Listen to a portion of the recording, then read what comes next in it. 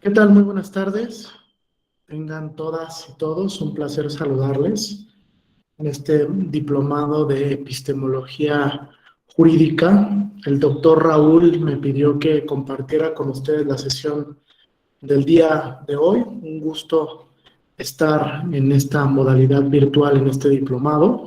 Me voy a presentar de manera breve y, bueno, diré algunos comentarios previo al arranque y la metodología para la sesión del día de hoy. Soy el maestro Jesús Ángel Cadena Alcalá, soy profesor de la Escuela Judicial Electoral, maestro en Derecho Constitucional y Derechos Humanos. Soy también parte del claustro de docentes de la Universidad Nacional Autónoma de México y de algunas otras universidades públicas y privadas de la República.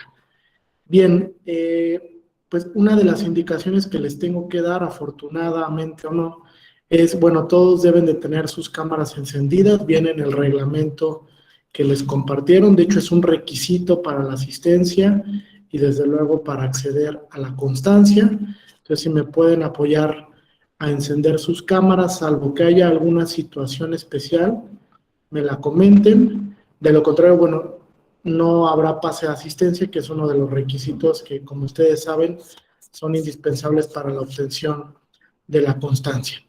Bien, ¿me escuchan bien ahí? ¿Tenemos buen audio? Sí, perfecto. Bueno, básicamente la sesión del día de hoy, pues tendrá tres rasgos distintivos. Primero vamos a hablar un poco de teorías contemporáneas del derecho, principalmente 4 teorías. Vamos a hablar del principialismo de Ferrajoli, vamos a hablar del pospositivismo del profesor Atienza, vamos a hablar de la postura antiformalista del profesor Ronald Dworkin y, digamos, de la teoría constitucional de los derechos fundamentales del profesor Robert Alexy. Una vez que abordemos estas 4 teorías, vamos a ver un poco la distinción entre reglas y principios a partir de estas teorías contemporáneas de los derechos fundamentales y del constitucionalismo, desde luego, y finalmente voy a explicar un poco el tema de la hermenéutica, por qué es tan importante la hermenéutica y por qué en su premisa esencial, desde luego, va en contra de la postura formalista o de la postura del positivismo italiano o el positivismo rígido. Bien, les voy a compartir una pequeña presentación con un par de ideas, es una especie de mapa mental, de mapa conceptual. Si me indican cuando ya la estén viendo, por favor. ¿Ya se ve ahí? Perfecto. Bien, se ve de buen tamaño. A ver, lo voy a hacer un poco más grande para que se vea bien.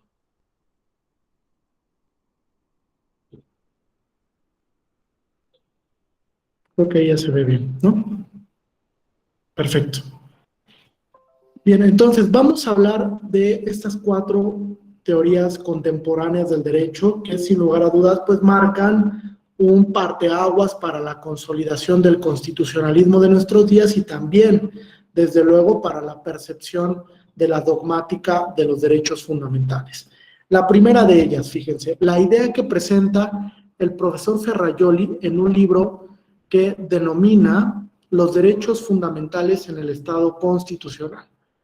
En este texto, el profesor Ferrajoli habla de las democracias contemporáneas, las democracias de nuestros días, y cómo es que tienen una clara influencia respecto del constitucionalismo y de los principios contenidos en las constituciones que nacen a partir de la segunda mitad del siglo XX.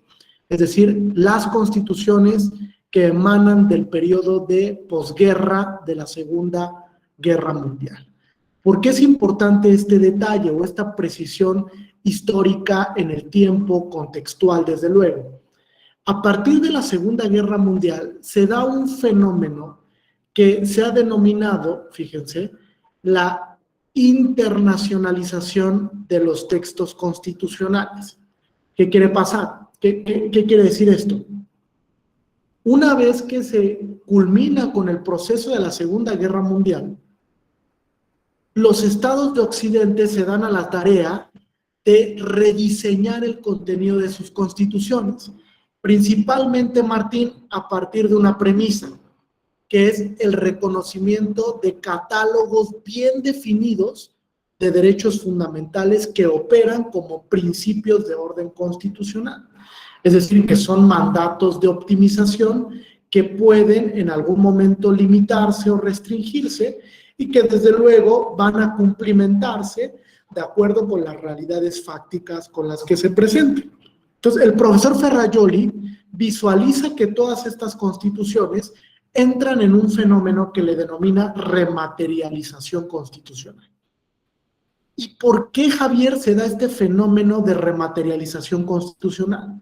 Primero, porque estos textos pasaron de ser normas formales que establecían competencias, facultades, atribuciones de los poderes públicos, para ahora convertirse en normas auténticamente sustantivas, que reconocen derechos fundamentales. Y bajo esa perspectiva, el profesor Ferrajoli se pregunta cuál debe de ser la nueva concepción del constitucionalismo de nuestros días, es decir, tener o visualizar a la democracia a través de los derechos.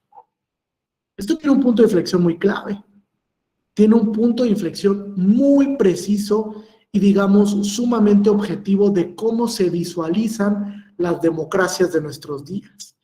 El principal elemento de esto es que el profesor Ferrajoli se da cuenta que el reconocer amplios catálogos de derechos, de principios, conlleva desde luego establecer una nueva teoría para visualizarlos. Y es ahí una teoría jurídica y desde luego también política, que es una de las propuestas del propio Ferrajoli. Y entonces se da cuenta que puede rediseñar la teoría de los derechos a la luz de algo que denomina el principialismo. ¿La habían escuchado? La teoría principialista del profesor Ferrajoli. ¿Alguien? ¿Sí? Si quieren ir participando, por favor, vayan levantando la mano para que yo los pueda ir visualizando, porque no alcanzo a ver a todas y todos por la presentación. Entonces, el principialismo, ¿qué trae consigo? Fíjense. El principialismo parte de una premisa muy asertiva. Dice el profesor Ferrajoli, ¿tenemos principios en las constituciones? Sí. ¿Las constituciones están rematerializadas? Correcto. Bajo esa perspectiva, entonces, el principialismo lo que busca es establecer que esos principios son mandatos sobre los cuales las mayorías no pueden decidir. Es decir, son principios que no pueden ser derrocados por una mayoría que, digamos, tenga una preferencia normativa o política. Es decir, son barreras sustantivas oponibles a las mayorías, donde desde luego juega un papel muy importante la protección de los principios frente a las minorías, o lo que llamamos categorías de protección especial. Por ejemplo, comunidades indígenas, personas adultas mayores, personas con preferencias sexuales diferentes, migrantes, niñas, niños y adolescentes, etcétera. Una serie de grupos que representan minorías y que en muchas ocasiones pues son aplastados por las mayorías, donde incluso la mayoría provoca una invisibilización de la minoría. Entonces Ferrajoli se da cuenta de esto y dice, esas esferas de derecho público, que dice Dworkin, son triunfos políticos, desde luego porque se debaten en el consenso de un parlamento, del poder legislativo, dice, deben de ser la esfera de lo no decidible, la esfera sobre la cual la mayoría no pueden decidir. Entonces, incluso el profesor Ferrajoli incorpora algo que denomina, fíjense, que los derechos fundamentales no pueden ser sujetos de una votación mayoritaria. Es decir, no los puedo someter a consenso.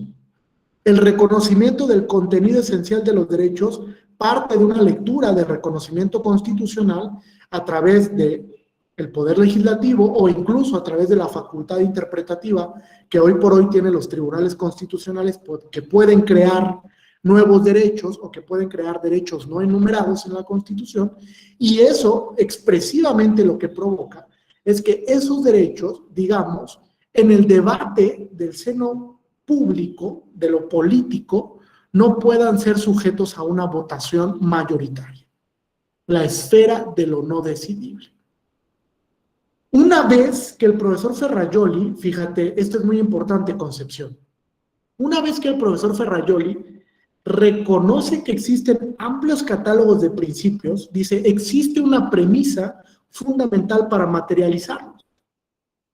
Una premisa fundamental para materializarlos. Es decir, si tú das por hecho que ese derecho fundamental se va a materializar con el simple hecho de estar en la Constitución, estás equivocado. Estás en una falacia de reconocimiento de derechos. Hay algo que necesitamos, algo extra para materializar los derechos, y es ahí cuando incorpora la premisa del garantismo constitucional o del garantismo judicial. ¿Qué es esto? El garantismo, digamos, es la otra cara del principialismo. Es decir, el constitucionalismo de nuestros días, para Ferrajoli, tiene dos caras. De un lado el principialismo y de otro lado el garantismo. ¿Y el garantismo qué conlleva? Fíjense, Ferrajoli dice, si tú reconoces un principio, lo tienes que dotar de una garantía de protección. Porque si la garantía de protección, que llama garantía primaria, ese derecho no se va a poder materializar. Les pongo dos ejemplos. El principio de igualdad tiene una garantía de protección primaria, que es la prohibición de discriminación. Sin esa prohibición, como garantía primaria, no se podría materializar el principio de igualdad, porque posibilitaríamos a los poderes públicos y desde luego a los particulares, tomando en cuenta que los derechos tienen doble eficacia, a que generaran actos arbitrarios o tratamientos diferenciados no justificados, que son tratos discriminatorios. Luego entonces, como existe una prohibición de, eso conlleva un obstáculo, una barrera, para que los particulares y las autoridades generen actos discriminatorios, ya sea de manera directa o a través de algo que la Suprema Corte ha denominado la discriminación indirecta. Cuando la norma o la actuación de la autoridad es aparentemente neutra, pero el resultado en el contexto, se provoca una incidencia discriminatoria. Entonces tenemos una garantía primaria, que en ese caso es prohibitiva, ¿vale? Prohíbe algo que no puede hacer el Estado, que no pueden hacer los particulares. Segundo ejemplo, integridad personal. El derecho a la integridad personal, que desde luego tiene un reconocimiento constitucional, conlleva la prohibición de actos de tortura. La prohibición de actos de tortura o actos crueles, inhumanos, degradantes o de penas trascendentales, como lo dicta el artículo 22 de la Constitución General, es también una garantía primaria, prohibitiva. Le prohíbe al particular, le prohíbe al Estado generar actos de tortura, actos que lesionen la dignidad humana o actos que vayan en contra de la integridad psíquica, psicológica, emocional, física o sexual. Fíjense, 5 categorías en un solo principio, que ha diseñado perfectamente la Corte Interamericana en un caso que les recomiendo, que se llama Mujeres Víctimas de Tortura Sexual en Atenco contra México, que es un caso emblemático de cómo la Corte Interamericana diseña, digamos ya de manera toral, habrá algunos espacios interpretativos que falten, pero diseña de manera toral el derecho a la integridad personal. Y ahí establece la prohibición, dice la Corte Interamericana. La integridad personal es una norma de dominio jus cogens a la luz del sistema interamericano y conlleva una prohibición inderogable, la prohibición de actos de tortura. También esa es una garantía primaria, ¿vale? También existen garantías primarias relacionadas con los derechos prestacionales. Por ejemplo, el derecho a la salud. El derecho a la salud conlleva como derecho prestacional una actuación positiva del Estado. Positiva del Estado. ¿Qué quiere decir esto? Que en el momento en el que viene un reconocimiento del derecho de protección a la salud, ello implica que el Estado tenga que generar actuaciones para garantizar medicamentos, hospitales, clínicas especializadas, médicos especializados, etcétera. Incluso procedimientos quirúrgicos muy específicos para ciertas enfermedades. Esa lectura que le da Ferrajoli es la que dota de contenido realmente al derecho. Es decir, fíjense, Ferrajoli crea algo que llama regla de plenitud deóntica. Regla de plenitud deóntica. Y me dirá Javier, bueno, ¿y eso qué es, no? ¿Cómo se come? La regla de plenitud deóntica, lo que quiere decir Ferrajoli es, tienes el principio, quieres materializarlo deónticamente, necesitas la garantía. Sin la garantía, el principio simplemente jamás se va a materializar, no existe. Sin la garantía primaria. Todos los derechos requieren de una garantía de protección, ya sea prohibición, abstención o actuación positiva del Estado, que sería prestación. Esta última se da en los derechos que llamamos colectivos, los derechos difusos o los derechos prestacionales. ¿Vale? ¿Alguna duda o preguntas aquí?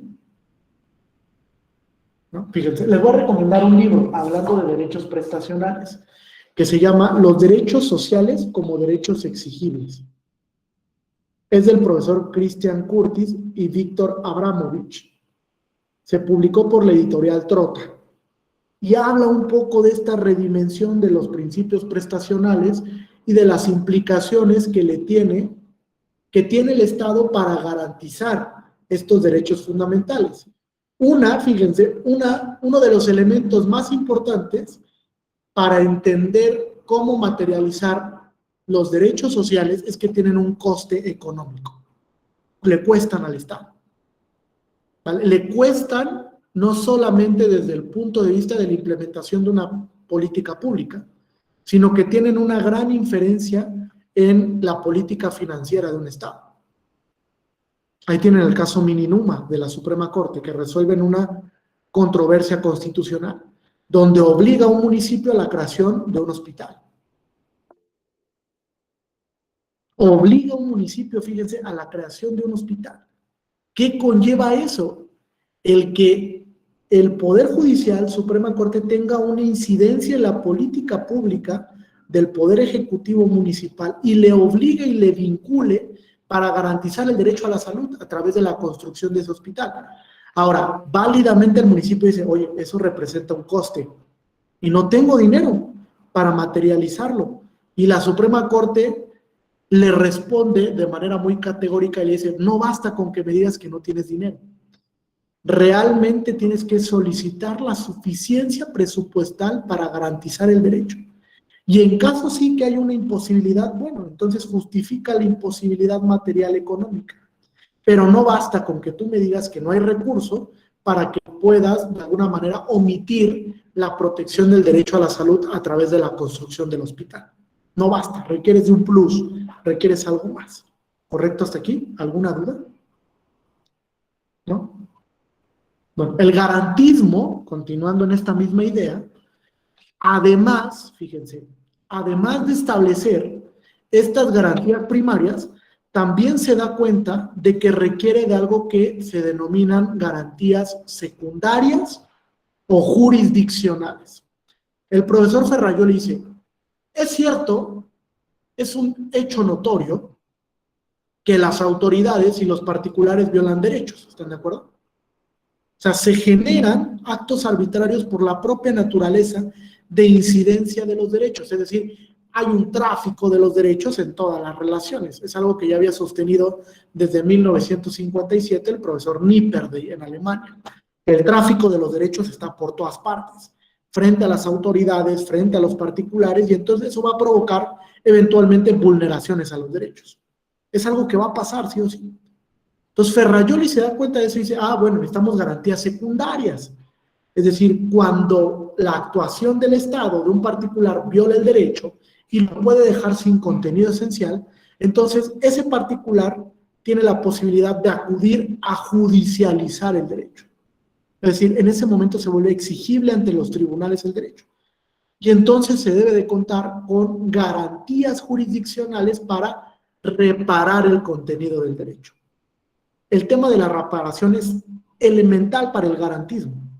El garantismo, digamos, tiene como premisa fundamental que cualquier violación, sin importar quién haya vulnerado el derecho, no quede sin reparo alguno.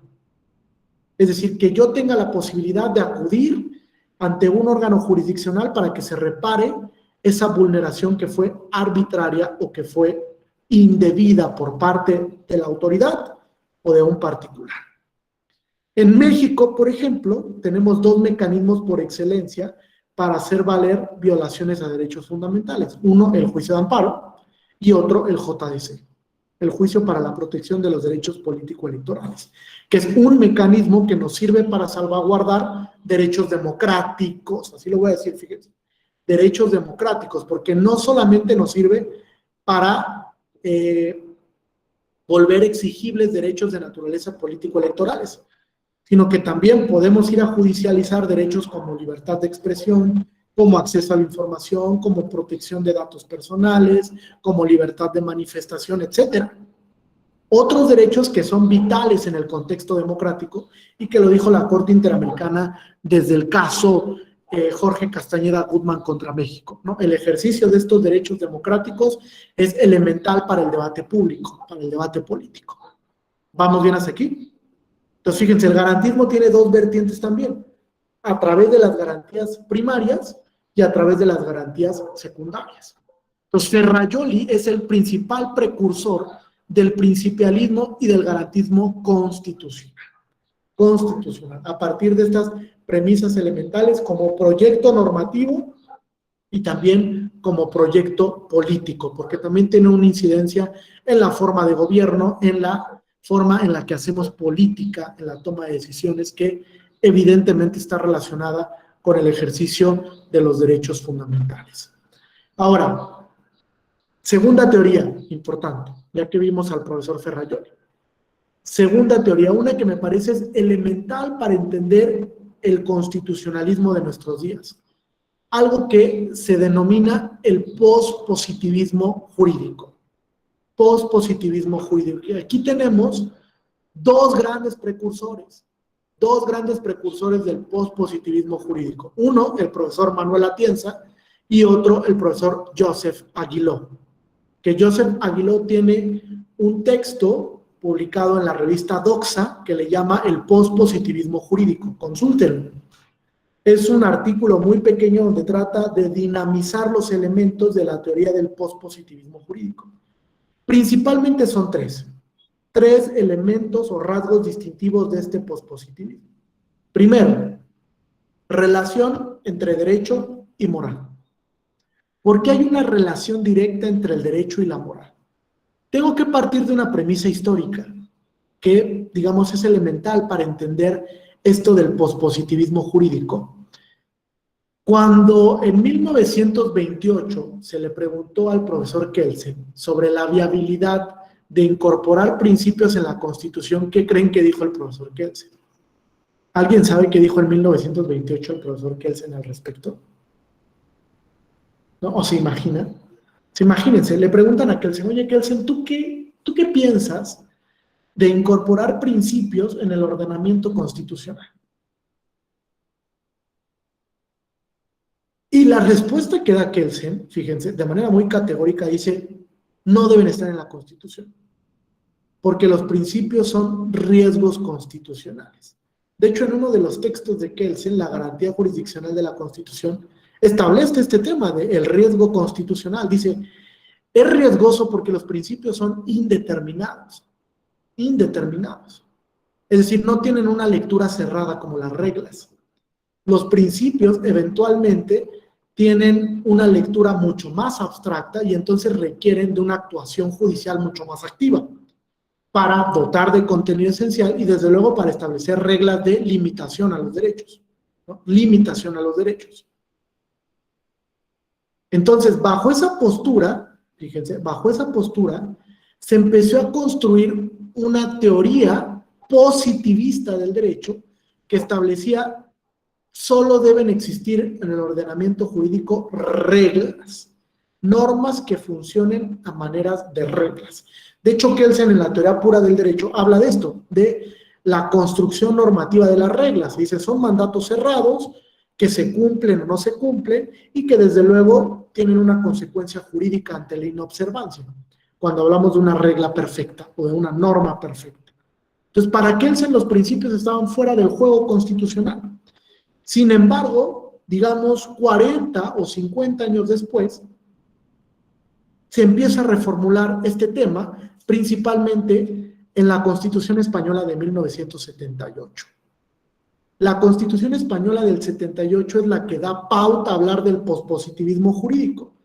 Es ahí cuando profesores como Manuel Atienza, profesores como Juan Manuel Ulla, entre otros, empiezan a repensar el positivismo jurídico y dicen, ya no hay solo reglas, Laura, en el ordenamiento, también hay principios en los ordenamientos. Y ahora, lejos de pensar a los principios como riesgos constitucionales, los tenemos que pensar como virtudes del ordenamiento. Virtudes, fíjense. O sea, pasamos de una lectura riesgosa de Kelsen a una lectura virtuosa del pospositivismo, 50 años después, donde decimos, bueno, es que es necesario los principios en el ordenamiento, sí, hoy por hoy el principio condiciona la vigencia de la regla. Para que una regla se pueda aplicar válidamente en el ordenamiento tiene que ser perfectamente compatible con el principio. De otra manera hablaríamos de una cuestión constitucional y desde luego de que la regla es incompatible con el contenido del principio constitucional. Incompatible, que puede llevar a una anulación de la regla, ¿no? En un control concentrado, donde válidamente se puede declarar la inconstitucionalidad de esa regla con efectos o eficacia erga omnes. ¿Correcto? ¿Bien hasta aquí? Entonces pasamos, fíjense, de riesgos a virtudes. ¿Qué conlleva esto? Cambiar las premisas filosóficas de la teoría positivista. Es decir, en nuestros días el positivismo jurídico ya no encaja, ya no embona, ya no es compatible con lo que estamos viviendo. Y entonces el profesor Atienza dice, hay que crear otra nueva teoría. ¿Cómo le llamamos? Más allá del positivismo, el pospositivismo. Es decir, lo que sigue después del positivismo. Y cuando hace esto, establece tres premisas fundamentales. Uno, la Constitución es norma superior del ordenamiento. Algo de lo que se venía hablando desde el caso Marbury versus Madison de 1802, cuando se establece el principio de supremacía de la Constitución. Segundo, los principios dotan de contenido a las reglas. Es decir, en un examen de regularidad, el principio está aquí y la regla está aquí abajo. Para que la regla sea válida en el ordenamiento, tiene que ser compatible con el principio. De otra manera, el principio desplaza la regla. Y la regla tendrá que salir del ordenamiento al no respetar el estándar constitucional del principio. Y tercero, fíjense que también es muy importante y es una propuesta de Atienza siguiendo el pensamiento del profesor Alexi. Atienza dice, bueno, si ya dijimos que en el ordenamiento no solo hay reglas, sino que también en el ordenamiento existen principios, necesitamos un método diferente para resolver los casos de principios. ¿Cuál es este método? ¿Qué método utilizamos argumentativo, interpretativo, cuando estamos frente a una colisión de principios? ¿Quién sabe? ¿Será el test de proporcionalidad? No, colisión. ¿De El principios? test, ¿cómo? Colisión de principios. Sí. ¿Y no es el test de proporcionalidad? No, el test de proporcionalidad es una metodología para revisar la constitucionalidad de restricciones a derechos. ¿No? Tengo una restricción y entonces la restricción está en una norma, voy a girar el test para ver si esa regla es compatible con el principio. Y tiene 4 elementos: fin constitucionalmente válido, idoneidad, necesidad y proporcionalidad en sentido estricto. Que la proporcionalidad en sentido estricto es ponderación. Quiere decir, cuando tenemos una colisión entre principios, lo que ocupamos es el juicio de ponderación. Es decir, vamos a utilizar esta metodología para determinar qué principio debe prevalecer sobre el otro. Y a partir de ahí el profesor Robert Alexi diseña algo que se llama la fórmula del peso. ¿Sí la habían escuchado? La fórmula del peso. Donde a través de una fórmula aritmética trata de establecer cuáles son las premisas que se analizan para determinar cuándo un principio prevalece sobre el otro. Y principalmente fija 3 premisas: peso concreto, peso en abstracto y grado de interferencia. Esas son las 3 premisas que analiza el profesor Alexi, que digamos es el gran precursor de la teoría de los derechos fundamentales como mandatos de optimización. ¿Vamos bien hasta aquí? ¿Alguna duda o pregunta? Entonces, fíjense, el postpositivismo se da cuenta que los métodos que existen para resolver conflictos en el positivismo ya no sirven para los principios. Es decir, por ejemplo, el silogismo jurídico ya no nos sirve, es un método inacabado para resolver colisión entre principios. Y entonces dice, ¿qué tenemos que hacer? Allegarnos de otro método diverso, cual propone, siguiendo el pensamiento de Alexis, la ponderación, como método más adecuado para resolver la colisión entre principios. No es un equívoco, no es el único método que existe. Existen otros métodos que se pueden utilizar, pero digamos que en el contexto occidental y de América Latina, el método que se ha utilizado para la colisión entre principios es la ponderación. Entonces, hay que conocer la ponderación para poder ejercer ese método argumentativo cuando tenemos colisión entre principios constitucionales. Es una de las premisas básicas, elementales, desde luego, del postpositivismo jurídico. ¿Alguna duda o preguntas aquí? ¿No? ¿Seguras? ¿Seguros? Ok. Tercer teoría. Una tercera teoría que es muy importante para esto es la que propone el profesor Ronald Dworkin. El profesor Ronald Dworkin se da cuenta que existe una constitucionalización de los derechos. Es decir, ¿es cierto que existe la rematerialización de derechos en las constituciones de nuestros días? La respuesta es sí. Pero Dworkin dice, en las constituciones no solo existen principios, también existen reglas constitucionales y también existe algo que llama directrices. Entonces, para Dworkin existen principios, reglas y directrices. En un debate que tiene Dworkin con el profesor Hart, en un libro que les recomiendo que se llama La decisión judicial, Dworkin debate sobre si existen principios y reglas en el ordenamiento y Hart sostiene, desde una posición más rígida, más positivista, que solo existen reglas, que no existen principios en el ordenamiento. Incluso que es una falacia del derecho constitucional pensar que en el constitucionalismo de nuestros días existen principios constitucionales. Al final me parece que la batalla la gana Dworkin, porque hoy por hoy es claro que no solo hay reglas como mandatos cerrados en el ordenamiento constitucional, sino que también existen estos principios como normas que podríamos llamar de contenido prima facie o normas de derechos relativizados o relativos. ¿Correcto hasta aquí? Entonces, fíjense, el profesor Dworkin considera que además de los principios, es elemental establecer que hay ciertas reglas constitucionales, que son mandatos cerrados que se deben de cumplimentar sí o sí para no caer en una inobservancia. Bajo esa perspectiva, bajo esa dimensión, establece que las reglas constitucionales sí son compatibles con los principios.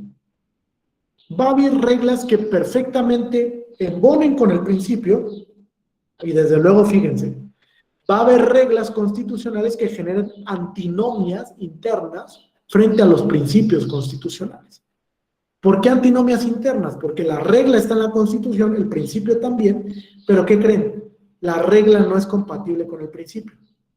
Sin embargo, ambas son normas constitucionales. Es decir, no puedo someter a control de constitucionalidad una norma que funciona o que opera como regla constitucional. ¿Están de acuerdo? Porque sería enjuiciar el propio contenido constitucional. Y esto, por lo menos en sede nacional, es imposible. ¿Vale? Ya no hablemos del sistema interamericano, donde desde luego las constituciones son enjuiciables a la luz de un control de convencionalidad. Pero entonces se da cuenta de esta dinámica el profesor Dworkin y dice, bueno, cuando una regla entra en conflicto con un principio, pues hay que resolver la antinomia. Hay que ver qué parte de la regla no está funcionando y incorporar a la regla una excepción.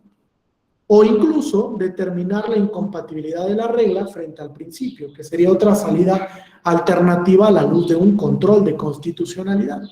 Pero depende del caso en concreto para poder resolver estas antinomias. ¿Que son antinomias que se van a presentar? Desde luego que sí.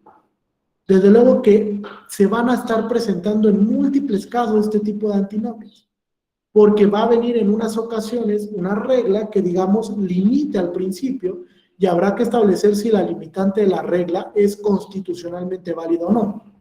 Es decir, si persigue un fin constitucionalmente legítimo o si no lo persigue. ¿Vamos bien hasta aquí? ¿Dudas o preguntas? Finalmente, el profesor Dworkin establece que también hay algo que denomina directrices, que las directrices son normas para cumplir un determinado fin que se propone el Estado. Un determinado fin. Por ejemplo, aquella regla que establece que va a haber apoyo económico o financiero para impulsar el campo. Esa es una directriz constitucional, porque es una política normativa reconocida en la Constitución que va a subsistir siempre y cuando se dé la exigencia del apoyo al campo a través de un método financiero. Pero si no hay la necesidad de apoyo financiero al campo, entonces la regla se disuelve, la directriz se disuelve y entonces en un momento va a dejar de existir. Va a dejar de existir, pero el Estado la fija por un tiempo determinado, en un contexto determinado, bajo condiciones determinadas.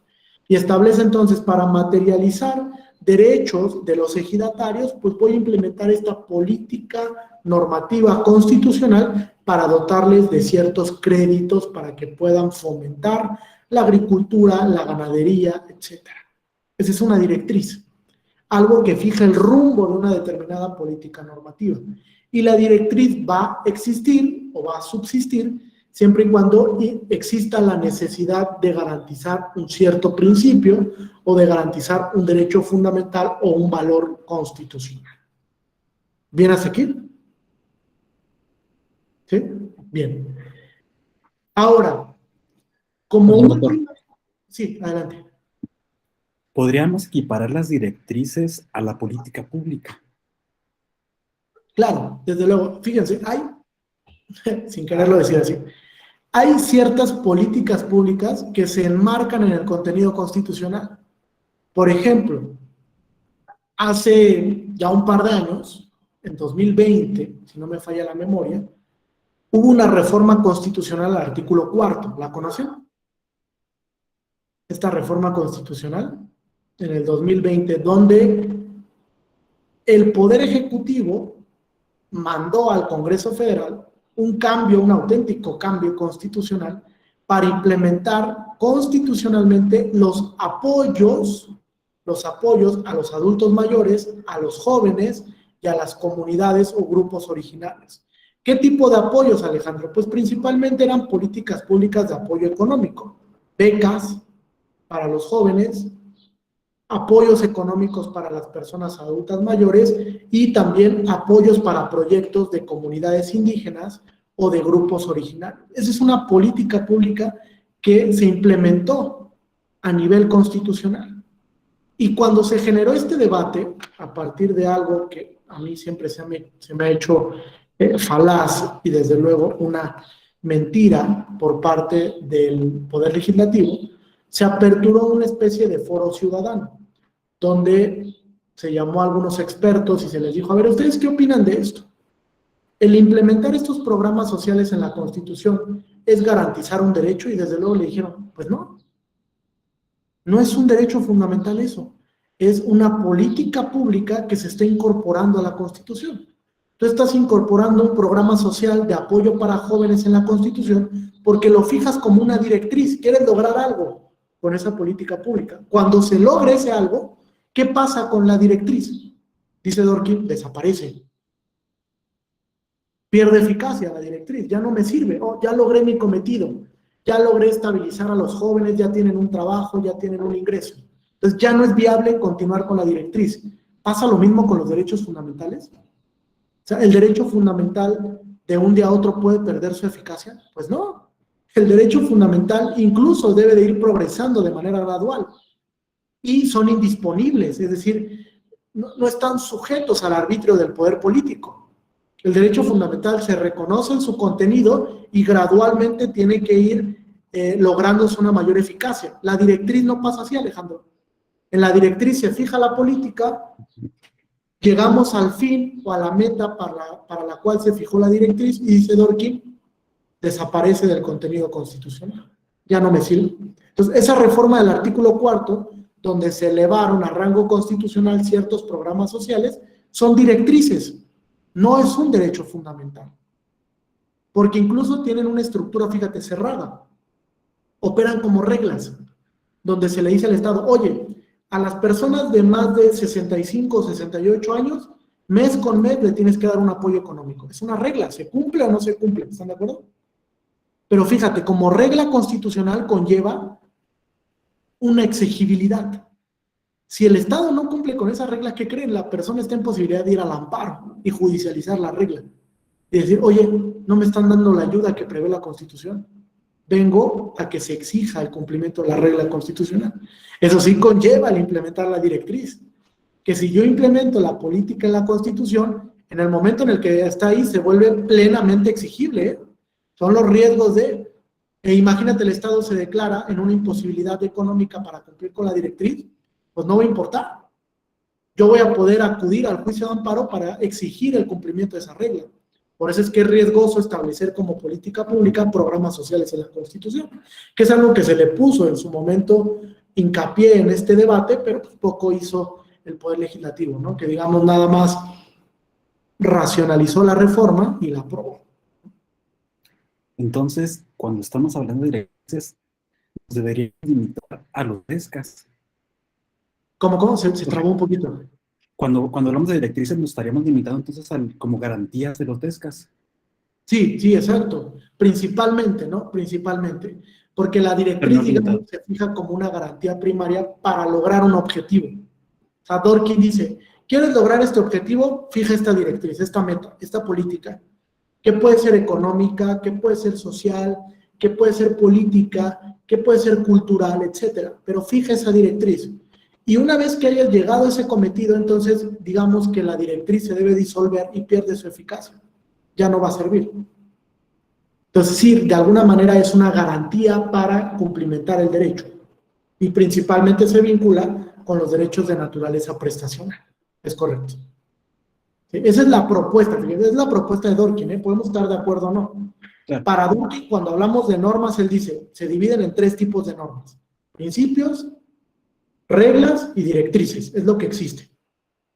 Incluso en el debate que tiene con Hart, en la decisión judicial lo propone. Y Hart dice, oye, no, al final, ¿qué crees? Las directrices son reglas. Y dice, al final, los principios también son reglas para Hart. Un principio no se puede modular, sino también se cumple o no se cumple. Ahí ya no estoy tan de acuerdo, ¿no? Porque el principio, digamos, opera dependiendo de las circunstancias fácticas. Los principios no se logran una vez y por todas, ¿están de acuerdo? Incluso el principio va evolucionando de manera gradual. Es decir, por ponerles un ejemplo, no es la misma gradualidad del libre desarrollo cuando se crea en 2008, del libre desarrollo de la personalidad, a lo que tenemos ahora. El principio ha evolucionado de una manera sumamente espontánea, donde hemos llevado a otro nivel el libre desarrollo de la personalidad. Incluso la Suprema Corte, digamos, es el tribunal constitucional que más interactúa con el libre desarrollo de la personalidad en América Latina. Son el mayor número de los casos que llega a la Corte, se desahogan vía protección del libre desarrollo de la personalidad, porque como libertad residual, pues tiene muchos espacios en los que se mueven, muchos contextos y muchas posibilidades para la adjudicación del derecho. Muchas posibilidades. ¿Bien hasta aquí? Sí, Juan Pablo, tenías la mano levantada, adelante. Sí, era para preguntar precisamente sobre el control sobre si las directrices en todo caso podrían ser sujetas de control constitucional, pero ya usted aclaró esa cuestión. Sí, desde luego. Fíjate, hay una premisa del constitucionalismo de nuestros días que le denomina fuerza vinculante a la Constitución. ¿Qué quiere decir? Este aspecto es muy importante para el constitucionalismo, la fuerza vinculante, porque, digamos, la premisa sobre la que descansa es que el hecho de que tú reconozcas una regla en la Constitución, un principio, una directriz, con ese simple hecho, se va a poder adjudicar ante un tribunal el cumplimiento o no de esa regla, de esa directriz o de ese principio. Y el profesor, por ejemplo, Díaz Reborio, establece que no necesitamos desarrollo legislativo reglamentario. No es un requisito indispensable o sine qua non. El hecho de que la norma esté reconocida en la Constitución basta y sobra para que se vuelva exigible. Es decir, no requiero de un desarrollo normativo posterior al reconocimiento del principio, de la regla o de la directriz en la Constitución. Basta y sobra con que esté ahí para que si se vulnera, yo esté en posibilidad de judicializarla ante un tribunal. Basta y sobra. Entonces sí tiene una consecuencia jurídica implementar en el contenido constitucional estas cosas. A veces se piensa que no, dicen, es que es un triunfo político que los programas sociales se hayan constitucionalizado como directriz.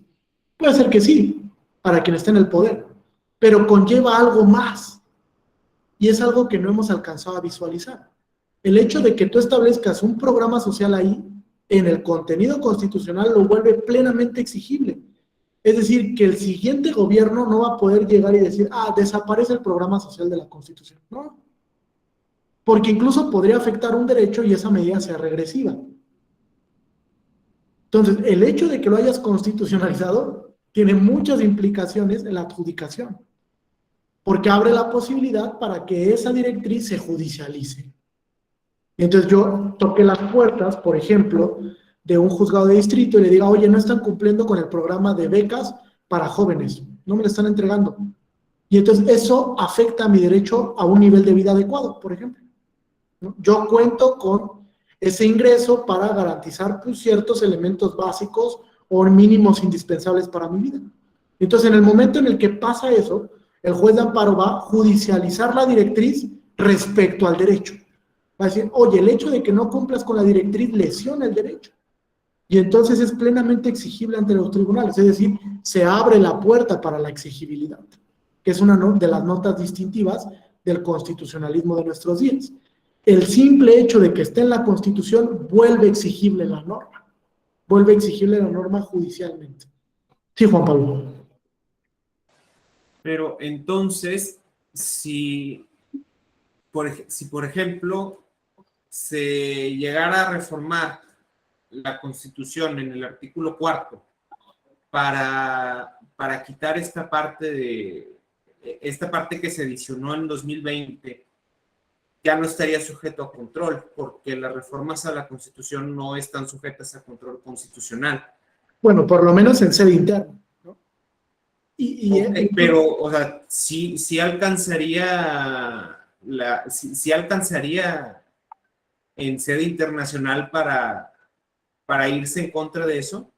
Puede ser que sí, porque la medida regresiva tiene que estar plenamente justificada. O sea, no puedo decir de un momento para otro, oye, voy a desaparecer la directriz ya, no tengo dinero. Incluso la Sala Superior lo dijo en una sentencia reciente de la Diputación Migrante. ¿Sí escucharon esa sentencia de la Diputación Migrante en la Ciudad de México? Pasa lo mismo, fíjate, Juan Pablo, es el claro ejemplo. El Congreso de la Ciudad de México dice, eliminen la figura de la Diputación Migrante. Me dirá Alejandro, ¿por qué? No hay dinero. No hay dinero para implementar la figura de la Diputación Migrante. Entonces, mejor eliminémosla ya. No nos sirve. Se judicializa esa derogación que, bueno, no estaba en la Constitución General, sino estaba en la Ley Electoral de la Ciudad de México, se judicializa en sede nacional y la Sala Superior dice es una medida regresiva. Y como es una medida regresiva, tiene que estar plenamente justificada. Si no está plenamente justificada, la medida regresiva viola el principio de progresividad de los derechos. Y entonces no basta con que tú digas que no hay dinero, tienes que justificar realmente que no hubo dinero.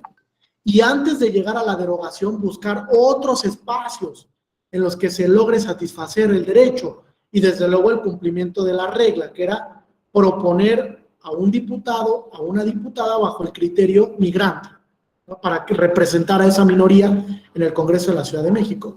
Entonces, la Sala Superior lo que hace es determinar la inconstitucionalidad del acto derogatorio y revivir la ley anterior para que cobrara vigencia durante ese proceso electoral y se pudiera materializar el derecho.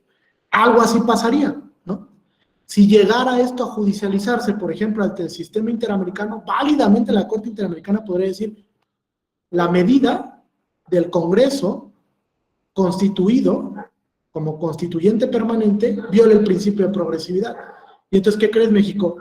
Ese acto también está sujeto a control de convencionalidad, ese acto derogatorio o ese acto modificatorio del contenido constitucional en control concentrado o en control duro, ¿vale? Sí, ojo, aquí hay una premisa importante. El hecho de que en sede nacional no sean judicializables las reformas a la Constitución, es decir, que no tenga un mecanismo de control para poder revisar la constitucionalidad de una reforma, no exime que ese cambio constitucional pueda ser enjuiciado en control de convencionalidad, ¿eh? Incluso se ha hecho. El control de convencionalidad duro o concentrado que ejerce la Corte Interamericana ha servido para, por ejemplo, declarar la inconvencionalidad de la Constitución chilena. En el caso Olmedo Bustos contra Chile, un caso de censura previa. Entonces, sí ha habido casos ya. Un caso en materia electoral también, digamos, sujetó a control la Constitución colombiana frente al contenido de la Convención Americana, que fue el caso Petro Urrego contra Colombia. Y por chiripa no se declaró la inconvencionalidad de la Constitución colombiana, porque la Corte Interamericana prefirió un ejercicio de interpretación conforme. Pero sí se puede someter o sujetar a control de convencionalidad ese tipo de actos, ¿vale? A ver, aquí hay otro punto importante. Creo que la Corte está repensando el tema de si se pueden revisar las reformas o no a la Constitución, ¿eh? Entonces, bueno, ya dijo que en amparo no, que era algo lógico que iba a pasar, ¿no? Pero eso no quiere decir que lo pueda repensar y pueda establecer que otro medio de control constitucional pueda servir para revisar las reformas a la Constitución cuando afecten el contenido esencial de la Constitución o cuando afecten una cláusula implícita de inmodificación constitucional. También se puede dar este supuesto y hay que ver qué dice la Corte al respecto. Este es otro de los temas del constitucionalismo de nuestros días. Adelante, Alejandro, por favor. Gracias, doctor. Actualmente en Chihuahua están proponiendo una reforma a la Constitución local para que las juntas municipales, es decir, son el ayuntamiento, cada municipio se gobierna por el ayuntamiento y a su vez se divide para su administración en las partes más aisladas de los municipios en juntas municipales. Existe la propuesta de modificar la Constitución local para que ya no se realicen esos mini procesos electorales en los que se eligen estas juntas por el voto directo de la ciudadanía. Cuando lo estábamos revisando nosotros en el Tribunal Electoral, nos pusimos a pensar si esto podría ser una violación al primero constitucional, a ser una medida regresiva, atenta contra el principio de progresividad en su vertiente de no regresividad, ¿no? Ahora, el derecho que nosotros consideramos que podría ser regresivo en su protección es el de ser votado, ¿no? Cuando cumples con los requisitos de ley. Ahora, lo que yo podría ver ahí de problema es que tú sigues contando con el derecho a ser votado, pero lo que pasa es que ahora ese puesto, esos cargos ya no van a ser electos de forma de votación directa, ¿no? Entonces, en sí, el contenido del derecho no se está atacando directamente. Lo que están haciendo es ya sacar estos cargos de la forma en que son electos. Estos ya no son electos, entonces la ciudadanía ya no tiene ese derecho de elegirlos. Entonces, no sé si más o menos por ahí podría ir la cosa en ese tipo de asuntos. Sí, de hecho hay un precedente que te voy a compartir de la Suprema Corte, les voy a dejar mi correo al final para mandarte este precedente, donde se analizó en control concentrado de constitucionalidad algo parecido, ¿no? Sucede aquí que el Congreso de una entidad federativa decidió modificar el tema de las juntas municipales, pero no en cuanto al método de elección, sino en cuanto al número. Dice, oye, ¿sabes qué? Ya no van a ser 60, sino ahora van a ser 40. Y pasó lo mismo, una persona se quejó y dijo, oye, estás violando mi derecho a ser votado. Y la Suprema Corte ahí, en algo, habrá que analizar la racionalidad de la sentencia, dice, es que hay libertad configurativa. Hay libertad del Congreso configurativa para establecer, pues, qué números de juntas municipales quiere y cómo quiere que se elijan esas juntas municipales. Entonces, bajo el criterio de libertad configurativa, pues determinó que no había vulneración al derecho, porque no incidía la decisión legislativa en el contenido esencial del derecho a ser votado, y además porque el Congreso en ese tema en específico tiene plena libertad configurativa. Él puede determinar el diseño que mejor le parezca apropiado para el ejercicio democrático. Entonces, así lo resuelve en una acción de inconstitucionalidad de este último proceso electoral. No recuerdo si fue de Guadalajara, de Jalisco o de Sinaloa, pero con mucho gusto te comparto el precedente para que lo puedas analizar. Es algo parecido. ¿Vale? Sí, ahí es un tema bastante complicado, ¿no? De cuándo sí incide y puede ser una medida regresiva y cuándo, digamos, es una medida legislativa que se cree en libertad configurativa y que, digamos, no modifica el contenido del derecho, sino lo regula, ¿no? O sea, no hay una restricción, sino una regulación. A veces se confunde como si fuera sinónimo el tema restricción con regulación y no lo son. Incluso son antónimos, ¿eh? Una cosa es la restricción como limitación y otra cosa es que se cree una medida legislativa para regular un derecho, para que tú lo puedas ejercer. Entonces, la regulación de ninguna manera impone una limitación, como sí lo hace la restricción. Entonces, hay que entenderlos con tintes diferenciadores, que incluso es una de las premisas de la visión que tiene el profesor Robert Alexy cuando crea esta teoría constitucional de los derechos fundamentales, ¿no? Que veremos en la siguiente. Juan Pablo, adelante. Sí, gracias. Solamente era para preguntarle bien el presidente que me dijo en la que se declaró la inconvencionalidad de la Constitución chilena. Ese es Olmedo Bustos contra Chile. Olmedo, ¿verdad? Olmedo Bustos. Contra Chile. ¿Caso La Última Tentación de Cristo? Así es conocido coloquialmente como es un caso de censura previa. Ok, muchas gracias. Perfecto. Bien, vamos entonces a la última. Bueno, les voy a recomendar este texto que va de la mano con lo que estaba platicando con Alejandro, Derechos Humanos y Restricciones. Va un poco de la mano porque establece bases del principio de progresividad, cuándo hay limitación a los derechos y cuál es la diferencia entre restricción, regulación y algo que se denomina como limitación trivial, ¿no? Como un límite que no es una cuestión constitucional, porque no implica algo severo para el derecho que se ve afectado, sino que es un límite muy particular, ¿no? Muy pequeño para el ejercicio del derecho. Es un texto bastante interesante este. ¿Quién es el autor? El autor, perdón. El autor es Alejandra Medina, Pedro Salazar y Daniel Vázquez. Es de Editorial Porrúa.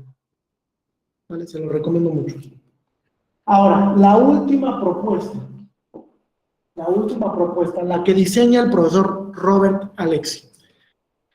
Parte de dos premisas fundamentales, el profesor Alexy. La primera, fíjense, la primera premisa de la que parte el profesor Alexy es: no hay ningún derecho fundamental absoluto, ¿de acuerdo? No hay ninguno que sea absoluto. Todos son derechos relativos, todos son derechos a los que se le puede imponer de alguna u otra manera algún tipo de restricción o de limitación.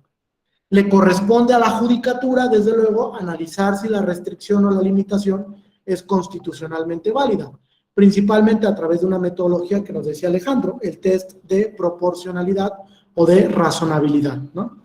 Que es una metodología, una herramienta argumentativa para resolver aquellos casos donde se restringe un derecho de manera indebida, ¿vale? Esa es la primera premisa. La segunda, dice el profesor Robert Alexy, los principios operan como mandatos de optimización. Son optimizables. En algunos casos van a estar aquí arriba, en otros casos más abajo, dependiendo. Y como mandatos de optimización, la regla, fíjate Martín, es que un principio regularmente va a entrar en colisión con otro principio. Regularmente así va a pasar. Va a haber colisiones que va a tener que ser resueltas por los órganos jurisdiccionales a través de una herramienta interpretativa. Y ahí es cuando Robert Alexy, creador, propone el juicio de ponderación. Alexy crea la ponderación y establece incluso cuáles son las premisas normativas, interpretativas de la ponderación a través de algo que le llama la ley de la colisión. ¿La habían escuchado? Ley de la colisión. Tanto mayor sea el grado de satisfacción de un derecho, tanto mayor es el grado de severidad o afectación en el otro. ¿Vale? Tanto mayor es el grado de satisfacción de uno, como tanto mayor es el grado de severidad del otro. Es decir, no pueden prevalecer los dos. Uno tiene que prevalecer en el caso en concreto sobre el otro. De ahí va la siguiente premisa: la ponderación solo funciona para casos en concreto, nunca en abstracto. Es muy difícil realizar un ejercicio de ponderación en abstracto, porque si yo les pregunto, a ver, ¿qué debe de prevalecer? ¿El derecho al honor o la libertad de expresión? Así, sin ninguna premisa. Pues difícilmente alguien me podría dar una respuesta válida, ¿no? A lo mejor incluso me darían una respuesta subjetivizada, desde su posición o desde su ideología democrática o alguna ideología partidista o algún pensamiento filosófico, pero no me podrían dar una respuesta objetiva. Por eso es que Alexis dice, solo en los casos en concreto, donde tienes premisas que analizar y puedes determinar qué derecho debe prevalecer sobre el otro en el caso en concreto. Ojo, el que un derecho prevalezca sobre el otro no quiere decir que el derecho que resultó derrotado pierda su eficacia. No pierde su eficacia el derecho derrotado, sigue vigente, sigue con la misma eficacia. Sin embargo, en el caso en concreto, tuvo que ceder para crear algo que se llama regla en concreto. En ese caso, prevaleció la libertad de expresión frente al derecho al honor. Pero puede venir otro caso donde prevalezca el honor frente a la libertad de expresión. Es decir, no hay una premisa de continuidad. Depende del caso, vamos a establecer qué derecho prevalece. Por eso es que el precedente, fíjense, no aplica en la ponderación. Por lo menos no de manera estricta o cerrada, ¿no? O sea, sí puedo guiarme de otros casos, sí, pero no puedo decir que en todos los casos siempre va a prevalecer el honor, o que en todos los casos va a prevalecer la libertad de expresión. Es una de las premisas del profesor Alexis, establecer en qué casos sí y en qué casos no hay una prevalencia de un principio. Y a partir de ahí, de la ley de la colisión, de la ley de la ponderación, diseña algo que denomina la fórmula del peso. Esta fórmula aritmética para determinar peso abstracto, peso en concreto y grado de interferencia de los principios que están en juego bajo un esquema normativo. Recuerden que los principios son normas, tienen una estructura normativa y entonces pueden entrar constantemente en colisión o en ciertas fricciones. ¿Bien hasta aquí? ¿Alguna duda o pregunta? ¿No? ¿Ninguna? No sé qué opina ahí con la fórmula del peso, doctor. Me da la impresión de entrada que nos dejan en el mismo problema del que nos quería sacar, ¿no? Porque nos exige, para resolver la fórmula, que le asignemos un valor en abstracto a cada uno de los principios, ¿no? Y precisamente es de la bronca de la que queremos salir.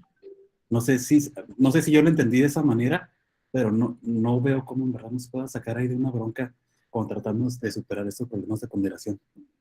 Sí, no, es muy complicado. O sea, la ponderación tiene un alto grado de subjetividad, Alejandro, ¿eh? Altísimo. O sea, por ejemplo, cuando tú determinas el peso en abstracto de un principio, pues lo haces sobre una base filosófica. O sea, yo soy persona, tengo una ideología, tengo una formación, tengo una filosofía, una manera de ver la vida. Entonces, con base en esa manera de ver la vida, pues yo reflejo el resultado ponderativo, ¿no? Piensen, es que es muy complejo esto, piensen en que un juez es testigo de Jehová, por ejemplo. Entonces le llega un caso en donde una niña requiere una transfusión sanguínea para salvar su vida, pero los padres de la menor son testigos de Jehová. Y entonces saben que el cuerpo de la menor, el cuerpo de quienes pertenecen a esa religión, es un templo que no puede ser intervenido por cuestiones ajenas, por terceros, incluso por procedimientos quirúrgicos. Y entonces hay una ponderación, ¿no? Por una parte libertad religiosa y por otro lado el derecho a la vida. ¿Cómo creen que va a resolver ese juez? Pues va a haber una inclinación, ¿no? Porque él tiene ideología, tiene un sentido de pertenencia, tiene una posición filosófica incluso, de la que difícilmente, digan lo que digan, difícilmente va a poder despegar. ¿Están de acuerdo? O sea, difícilmente el juez va a poder decir, si yo soy testigo de Jehová, pero lo dejo fuera, o sea, entro al juzgado, cierro la puerta y mi religión se queda ahí y aquí ya tengo toda la objetividad. Es muy complejo eso, porque es parte de la naturaleza del ser humano, ¿no? Seguir una ideología, una filosofía. Entonces, ¿nunca se le va a poder quitar el grado de subjetividad a la ponderación? No, nunca. pero digamos que disminuiría la subjetividad el hecho de que esté bien construida la sentencia, argumentativamente, que las premisas sean coincidencias, que no haya contradicción entre premisas, que el resultado sea compatible con lo que se solicitó, que no haya una falacia de pretensión, etc. Pero desde luego que el grado de subjetividad siempre va a estar ahí, en todos los casos de ponderación, ¿eh? Todos los que ustedes quieran. Siempre va a haber un caso de un vestigio, aunque sea pequeño o mínimo, de subjetividad. Sí, adelante, Juan Pablo.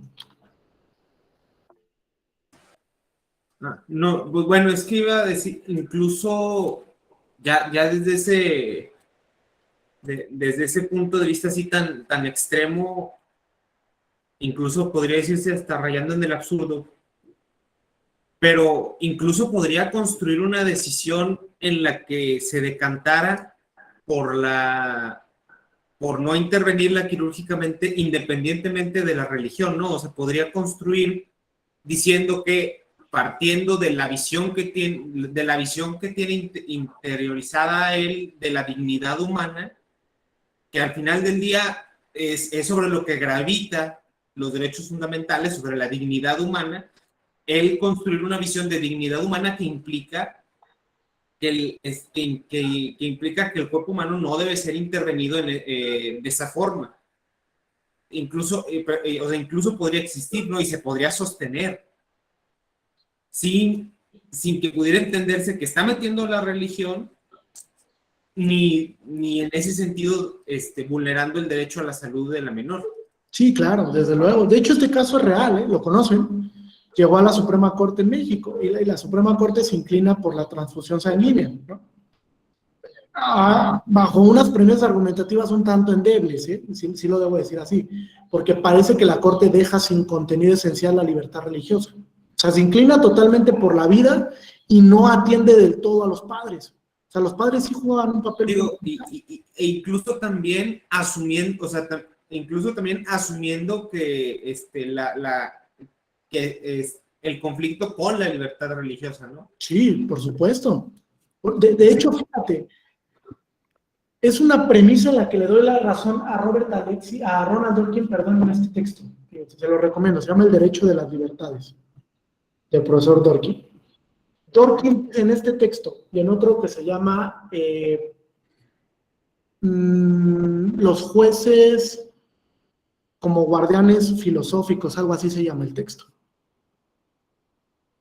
En esos dos textos, el profesor Robert Alexi dice, en el contexto contemporáneo, la mayoría de los casos que llegan a los tribunales tienen un alto grado de tecnificación filosófica. Un alto grado. Porque la mayoría versan sobre temas de principios. Y pone un ejemplo, Roe versus Wade, de la Corte Suprema de Estados Unidos, el primer caso de aborto. Dice, ese es un caso sumamente filosófico, donde los jueces tenían que resolver si se inclinaban por la protección a la vida o si se inclinaban por la protección del derecho de la mujer a decidir libremente sobre su cuerpo. ¿Cuál de los dos? Es una postura filosófica, ¿están de acuerdo? O sea, ¿la formación que yo traigo va a influir en la toma de decisión? Sí, desde luego. Si yo traigo una formación filosófica en la que me inclino más por la protección de la familia, de la vida, pues mi resultado va a ser hacia ese lado. Si yo traigo una formación filosófica en la que soy más liberal, en la que creo que la toma de decisiones del cuerpo de la mujer le corresponde solo a ella, pues entonces mi posición va a ir enfocada hacia ese punto. Lo que quiero concluir es, los grandes debates actuales que llegan a los tribunales tienen una gran carga filosófica y el grado de subjetividad de las decisiones va a estar latente en la mayoría de los casos, si no es que en todos. Porque incluso es muy complejo resolver los temas entre principios. Fíjense, un ejemplo más, que a lo mejor lo conocen. Un trabajador que tenía aquí en el cuello tatuado una suástica. ¿Y lo conocen? Es el mismo debate filosófico. Incluso ahí la Corte se aparta de toda la jurisprudencia que había venido sosteniendo sobre la discriminación relacionada con los tatuajes. Y la Corte dice, bueno, es que en este caso, fíjense, ese es lo hermoso de la ponderación, por así decirlo. O sea, nunca va a haber un estándar que se pueda fijar de una vez y por todas para resolver todos los casos. Siempre va a llegar un caso donde las premisas sean diferentes y entonces la Corte diga, Aquí no puedo resolverlo igual que toda mi línea jurisprudencial donde dije no se puede discriminar a una persona porque tiene llevado un tatuaje. Y aquí la Corte dice, es justificable el que a la persona no se le dé el trabajo. Y entonces no se le permita acudir a ese centro, porque se le dio la oportunidad de quitarse el tatuaje y él libremente dijo, no quiero. Ok, sí, estás en toda tu libertad de decidir, es que no quieres quitar de tu cuerpo ese tatuaje porque pues, representa algo significativo para ti, pero ¿qué crees? En este caso, tu derecho a la libre autodeterminación, al libre desarrollo, a no ser discriminado por esa razón, tiene que ceder frente a la dignidad. Porque el centro de trabajo era judío, y entonces la suástica representa un símbolo de sometimiento a la cultura judía, ¿no? O a la religión judía. Entonces, en ese caso tiene que ceder. Ahora, les pregunto, ¿ese caso es complejo filosóficamente? Muy complejo, demasiado. Porque la Corte tuvo que definir el contenido esencial de la dignidad, el contenido esencial del libre desarrollo de la personalidad, el contenido esencial, redefinirlo de la discriminación frente a los tatuajes, y establecer que en ese caso era pues, viable que la persona no trabajara ahí. Entonces, eso es una premisa fundamental de las teorías filosóficas de nuestros días, de las teorías contemporáneas, que los principios vienen a jugar un rol para modificar la interpretación judicial. La interpretación y desde luego los cánones interpretativos y las herramientas de interpretación. Porque entramos en un juego donde se mezclan muchos factores determinantes para inclinarnos sobre un principio o sobre el otro. Entonces, hay casos donde sucede esto recurrentemente. Y hay casos donde, desde luego, hay una presencia filosófica y de postura de los jueces. Fíjate, esta es una pregunta esencial. ¿Tendría que aparecer o no la postura filosófica del juez en la sentencia? ¿Tendría que aparecer o no? Es algo que sucedió apenas en México recientemente. Sucede respecto al caso de la objeción de conciencia. La Suprema Corte tiene que resolver vía acción de inconstitucionalidad el tema de objeción de conciencia. Dice, bueno, aquí tenemos la objeción de conciencia y aquí tenemos el libre desarrollo de la personalidad. ¿En qué casos es viable que un médico objete su ideología, su postura religiosa, su conciencia, para no practicar una interrupción del embarazo? Dice la Suprema Corte, pues sí lo puede hacer, es válido, hay que darle contenido a la objeción de conciencia, siempre y cuando exista otro profesional médico que pueda realizar el procedimiento. ¿Qué quiere decir? Si no hay otro profesional de la medicina que pueda realizar el procedimiento, tú lo tienes que realizar. Entonces, de alguna manera, degrada el contenido esencial del principio. Pero es un tema donde las y los ministros expusieron su postura filosófica. Vean el debate en YouTube. Muchos de los ministros externaron su posición teórica y filosófica al respecto. Incluso muchos generaron doctrina en el Pleno de la Corte. Dijeron, mira, bajo una posición principialista, o bajo una posición dorquiniana, o bajo una posición alexiana, me parece que esto es lo que debe de ser. Entonces debaten sobre una determinada formación. Eso siempre va a aparecer, sí o sí, porque de alguna manera influye en la toma de decisiones cuando están relacionados principios. Siempre va a pasar. ¿Correcto hasta aquí? ¿Alguna duda o pregunta? ¿No? ¿Comentarios adicionales? ¿No? Bien. Ahora, sí, Carla, adelante. Gracias, maestro Cadena. Bueno, es que se me hace muy interesante esta cuestión de los principios y los ejemplos que usted nos estaba dando, ¿no? Que en ocasiones, creo que en todas las sentencias, resoluciones y cualquier cosa vemos como el pensamiento del juzgador, o en este caso, también parte del secretario, ¿no? El proyectista.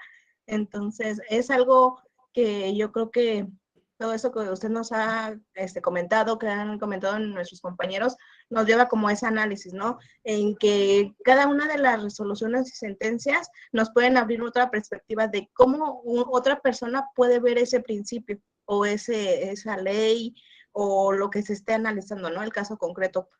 Usted ahorita precisó asuntos muy interesantes que tal vez para un compañero pueda ser, no, es que no es correcto o puede ser de otra forma, ¿no? Pero ahí vemos hasta nuestra forma de enseñanza que hemos tenido, nuestros valores, principios y todo eso, y cómo lo ejercemos. Y lo vemos en las sentencias.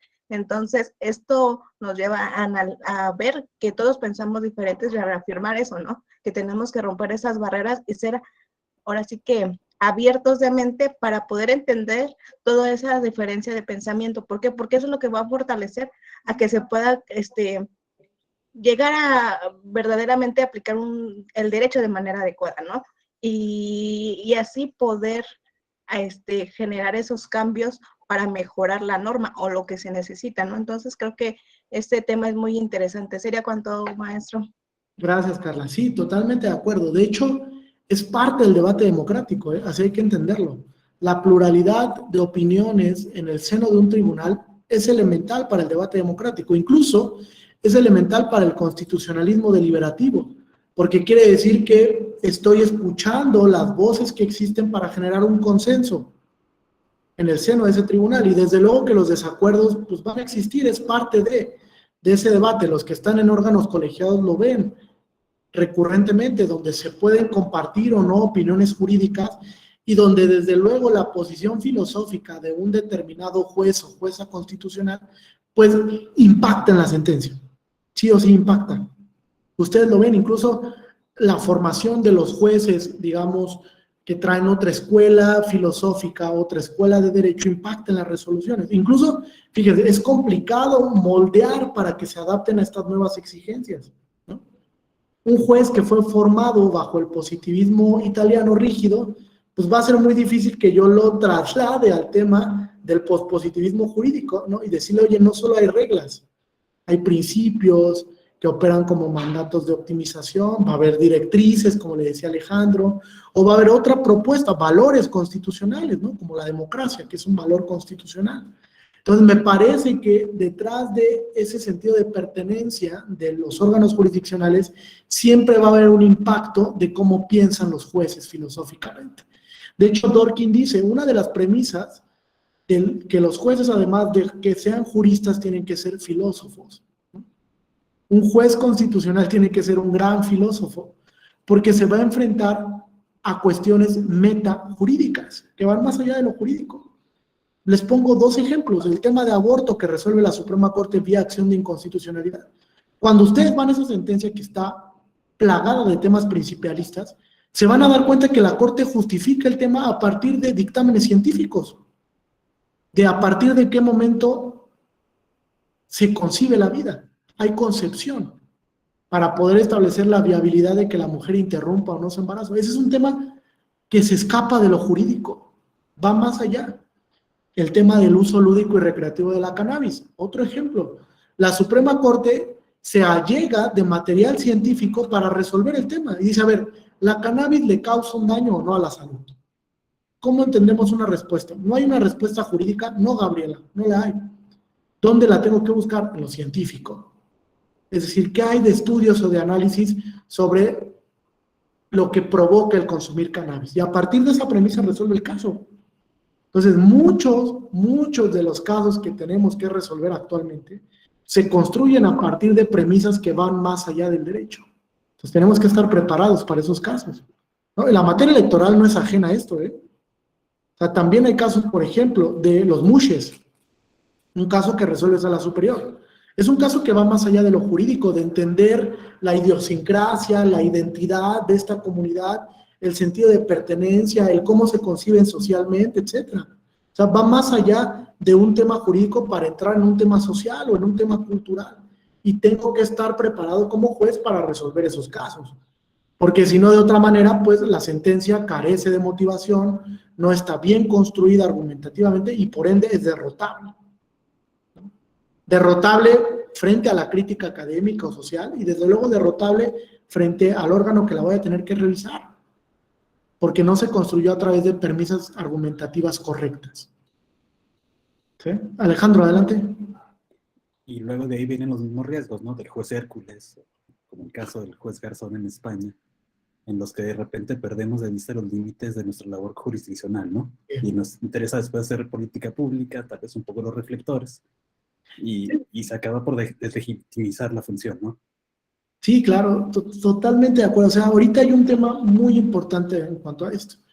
Incluso yo que pertenezco al Tribunal Electoral les puedo decir, hay sentencias donde se puede discutir la legitimidad del caso o del sentido. Por ejemplo, una sentencia donde desde mi perspectiva académica no estuve de acuerdo fue el caso de la creación del listado de agresores en materia de violencia política. Para mí, no le correspondía a la Sala Superior legislar sobre el tema y vincular al Instituto Nacional Electoral a crear este programa. Se debió de haber generado un constitucionalismo dialógico. Sí, voy a dialogar con el Poder Legislativo, entonces te vinculo Poder Legislativo. En este plazo te corresponde a ti legislar sobre este tema y normativamente diseñar el listado de agresores con estos estándares. Pero no saltarme, digamos, esta familiarización que debe existir entre poderes, de decirle, a ver, Poder Legislativo, te corresponde esto, entonces yo solamente te voy a vincular porque tengo el compromiso de proteger la Constitución. Pero en algunas ocasiones vamos más allá, ¿no? Y entonces cuando se empieza a cuestionar, oye, ¿los jueces quieren ser populares o qué está pasando? ¿No? Porque tal parece que algunas sentencias rondan en el populismo judicial, ¿no? Más que en el activismo, en un populismo de decir, con esta sentencia seguro voy a quedar bien. Y fíjense, algunos jueces piensan así, sí que lo piensan así. Dicen, bueno, es que con esta sentencia, pues, más allá de proteger a la Constitución, creo que voy a satisfacer los estándares de la ciudadanía. No hay nada más incorrecto que esto. Pierde todo el grado de tecnificación la sentencia. Por eso es que los jueces no tienen que ser electos democráticamente. Porque el hecho de que sean electos democráticamente sí puede conllevar, fíjense, sí puede conllevar el que tengan que rendir cuentas frente a la ciudadanía. Como lo hace un político, como lo hace un senador, como lo hace un diputado, como lo hace un gobernador, o un presidente municipal, o una presidenta municipal. Ellos sí le rinden cuentas. Los jueces no le rinden cuentas a la ciudadanía. Los jueces le rinden cuentas al contenido de la Constitución. Y desde luego que ese contenido repercute en el ejercicio de derechos. Pero es una de las razones del por qué los jueces no tienen que ser electos democráticamente. Imagínense, caeríamos en un caos de compromiso ciudadano, ¿no? Es que a mí me eligieron los migrantes, entonces en mis sentencias tengo que sí o sí proteger a la comunidad migrante, o los adultos mayores. Entonces mi compromiso va a ser con proteger a través de mis sentencias a los adultos mayores. No, o sea, mi compromiso es con la protección de la Constitución, con el bloque de constitucionalidad. Y a partir de ahí, pues sí, generar un desarrollo adecuado de los derechos fundamentales. Pero no hay un compromiso, un equívoco con la ciudadanía. No se da en ese contexto. Entonces sí, correcto en esta postura del juez Hércules, que en algún momento propone el profesor Ronald Dworkin, ¿no? Que es uno de los que habla sobre esto. Bien, ¿alguna duda o pregunta? Fíjense, les voy a recomendar un libro, uno más, ¿no? A los que ya les dije. Este libro yo lo adquirí en la pandemia. Ya ven que en la pandemia uno empezó a comprar cosas por Amazon y así de manera abrupta, ¿no? Entonces, este libro me hizo mucho repensar el tema de si los jueces tienen o no la última palabra. O sea, si realmente el tema de que el juez tenga la potestad, la facultad para resolver estos casos complejos entre principios, le da la facultad irrestricta de decir, no comete errores. ¿Es infalible? ¿Son infalibles los jueces? Me parece que no. O sea, también cometen errores y va a haber sentencias donde yo cuestione la legitimación de la misma. Entonces, este libro, fíjense, el propio título, ¿tienen los jueces la última palabra? Ya resulta imperativamente cuestionable, ¿no? ¿Tienen o no tienen la última palabra? O va a haber casos donde la palabra que digan los jueces sea cuestionable, ¿no? Donde realmente yo diga, oye, ¿sabes qué? Creo que la premisa argumentativa que sostuvo el juez no es sostenible en el caso. Simplemente no la podemos validar, porque es una falacia del argumento, ¿no? Este libro se publicó por Ibáñez, es una editorial argentina. Te lo recomiendo porque es un diálogo con varios autores. Fíjense, les voy a plantear un caso de cómo esto puede conllevar en que una sentencia sea derrotable cuando se construye mal. ¿Habían escuchado el caso Atala Rifo y Niñas contra Chile? ¿Sí lo habían escuchado o nadie lo había escuchado? Atala Rifo. Bueno, fíjense, es un caso muy emblemático. La Suprema Corte chilena resuelve un caso en el que determina que 2 menores de edad tienen que estar bajo la guarda y custodia de su papá, ¿vale? bajo la guarda y custodia de su papá, por una premisa que la construye argumentativamente, pero que después la Corte Interamericana dice es una falacia del argumento, no es sostenible. ¿Qué es lo que propone la Corte Suprema chilena? Fíjense cómo no son infalibles los jueces, ¿eh? La Corte Suprema dice, como la mamá tiene preferencias sexuales diferentes, la señora Tala Rifo pues estaba casada con una persona del mismo sexo, ¿no? Y dice la Corte Suprema chilena, el hecho de que la mamá esté casada con una persona del mismo sexo puede provocar socialmente una repercusión en el desarrollo de las niñas, porque en su escuela, en su entorno, en su comunidad, pues las van a cuestionar, incluso van a poder generar una especie de bullying social frente a las niñas por el hecho de que su mamá tenga preferencias sexuales diferentes, es decir, por el hecho de que tengan dos mamás. Y sostiene, fíjate Gabriela, sostiene esa argumentación la Corte Suprema chilena con la premisa de que está garantizando el interés superior. Es decir, yo estoy protegiendo el interés superior, estoy protegiendo de que las niñas no sufran de acoso social, o acoso en su escuela, o acoso en su comunidad, porque tienen dos mamás. Y resuelve así el caso, bajo una pretensión argumentativa totalmente falaz. Cuando llegue el caso a la Corte Interamericana dice, oye, no es posible, ¿cómo crees? O sea, ¿cómo sostienes el argumento de que proteges el interés superior del menor sobre la base de que no vayan a sufrir acoso en su entorno social o en su escuela o en su comunidad? Porque si tú sostienes eso, estás generando un trato diferenciado injustificado. Es decir, estás discriminando a la mamá por razón de su preferencia sexual y tampoco es un hecho, fíjate, tampoco es un hecho que por la preferencia sexual de la madre las mujeres vayan a sufrir, las niñas vayan a sufrir ese tipo de acoso. No es un hecho. Incluso tenemos una sociedad mucho más sensible a estos cambios en la actualidad. Entonces no puedes sostener la protección, fíjense, no puedes sostener la protección del interés superior bajo la premisa de vulneración grave a otro derecho. Es decir, Alejandro, yo no puedo decir, protejo este derecho sobre la base de vulnerar este otro gravemente. No, entonces es una falacia argumentativa de los principios. O sea, no puedes establecer eso, porque entonces estás creando una argumentación que es derrotable, que incluso tiene una contradicción interna, porque por un lado garantizas un derecho y por otro lo violas de manera irrestricta a otro, que no es permisible, bajo un contexto de razonamiento judicial. Entonces, ese caso es muy emblemático para entender este tipo de temas de cómo es que se enfrentan los principios y cómo vamos a encontrar argumentos que sean falaces o derrotables, porque los jueces no son infalibles, cometen errores argumentativos, y eso se va a reflejar mientras sea mayor el grado de dificultad del caso en concreto, que es algo que propone el profesor Neil McCormick, en algo que denomina él los casos difíciles. Neil McCormick dice, cuando tienes que ocupar una argumentación consecuencialista, es un caso difícil. O sea, requieres otra cosa. Salte de los cánones interpretativos y argumentativos tradicionales. Empieza a argumentar con principios, con otra base de tecnificación. Entonces requieres, evidentemente, otra formación. Porque si no estás preparado para eso, pues va a haber casos en los que simplemente tu argumentación sea endeble o violes el deber de motivar, ¿no? Del que ha hablado la Corte Interamericana. Porque simplemente las premisas que argumentaste no soportan una impugnación o no soportan un cuestionamiento ante otra instancia judicial. Entonces es muy importante cumplir con ese deber de motivar a través de premisas argumentativas correctas, ¿no? Que tengan coincidencia, que no sean contradictorias. ¿Bien hasta aquí? ¿Alguna duda o pregunta o algún comentario? ¿No? ¿Ninguno? Bien.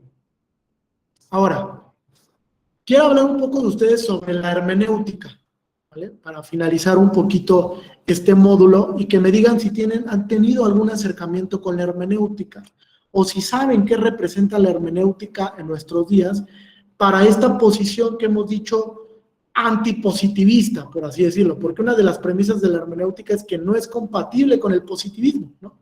Porque la hermenéutica es un uso racional interpretativo a través de principios, de valores, de derechos fundamentales, etcétera. Entonces, es, digamos, un elemento, un sello distintivo del constitucionalismo de nuestros días de hermenéutica.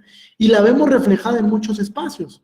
Por ejemplo, en la aplicación del llamado principio pro persone, que es uno de los elementos donde se desarrolla más la hermenéutica judicial.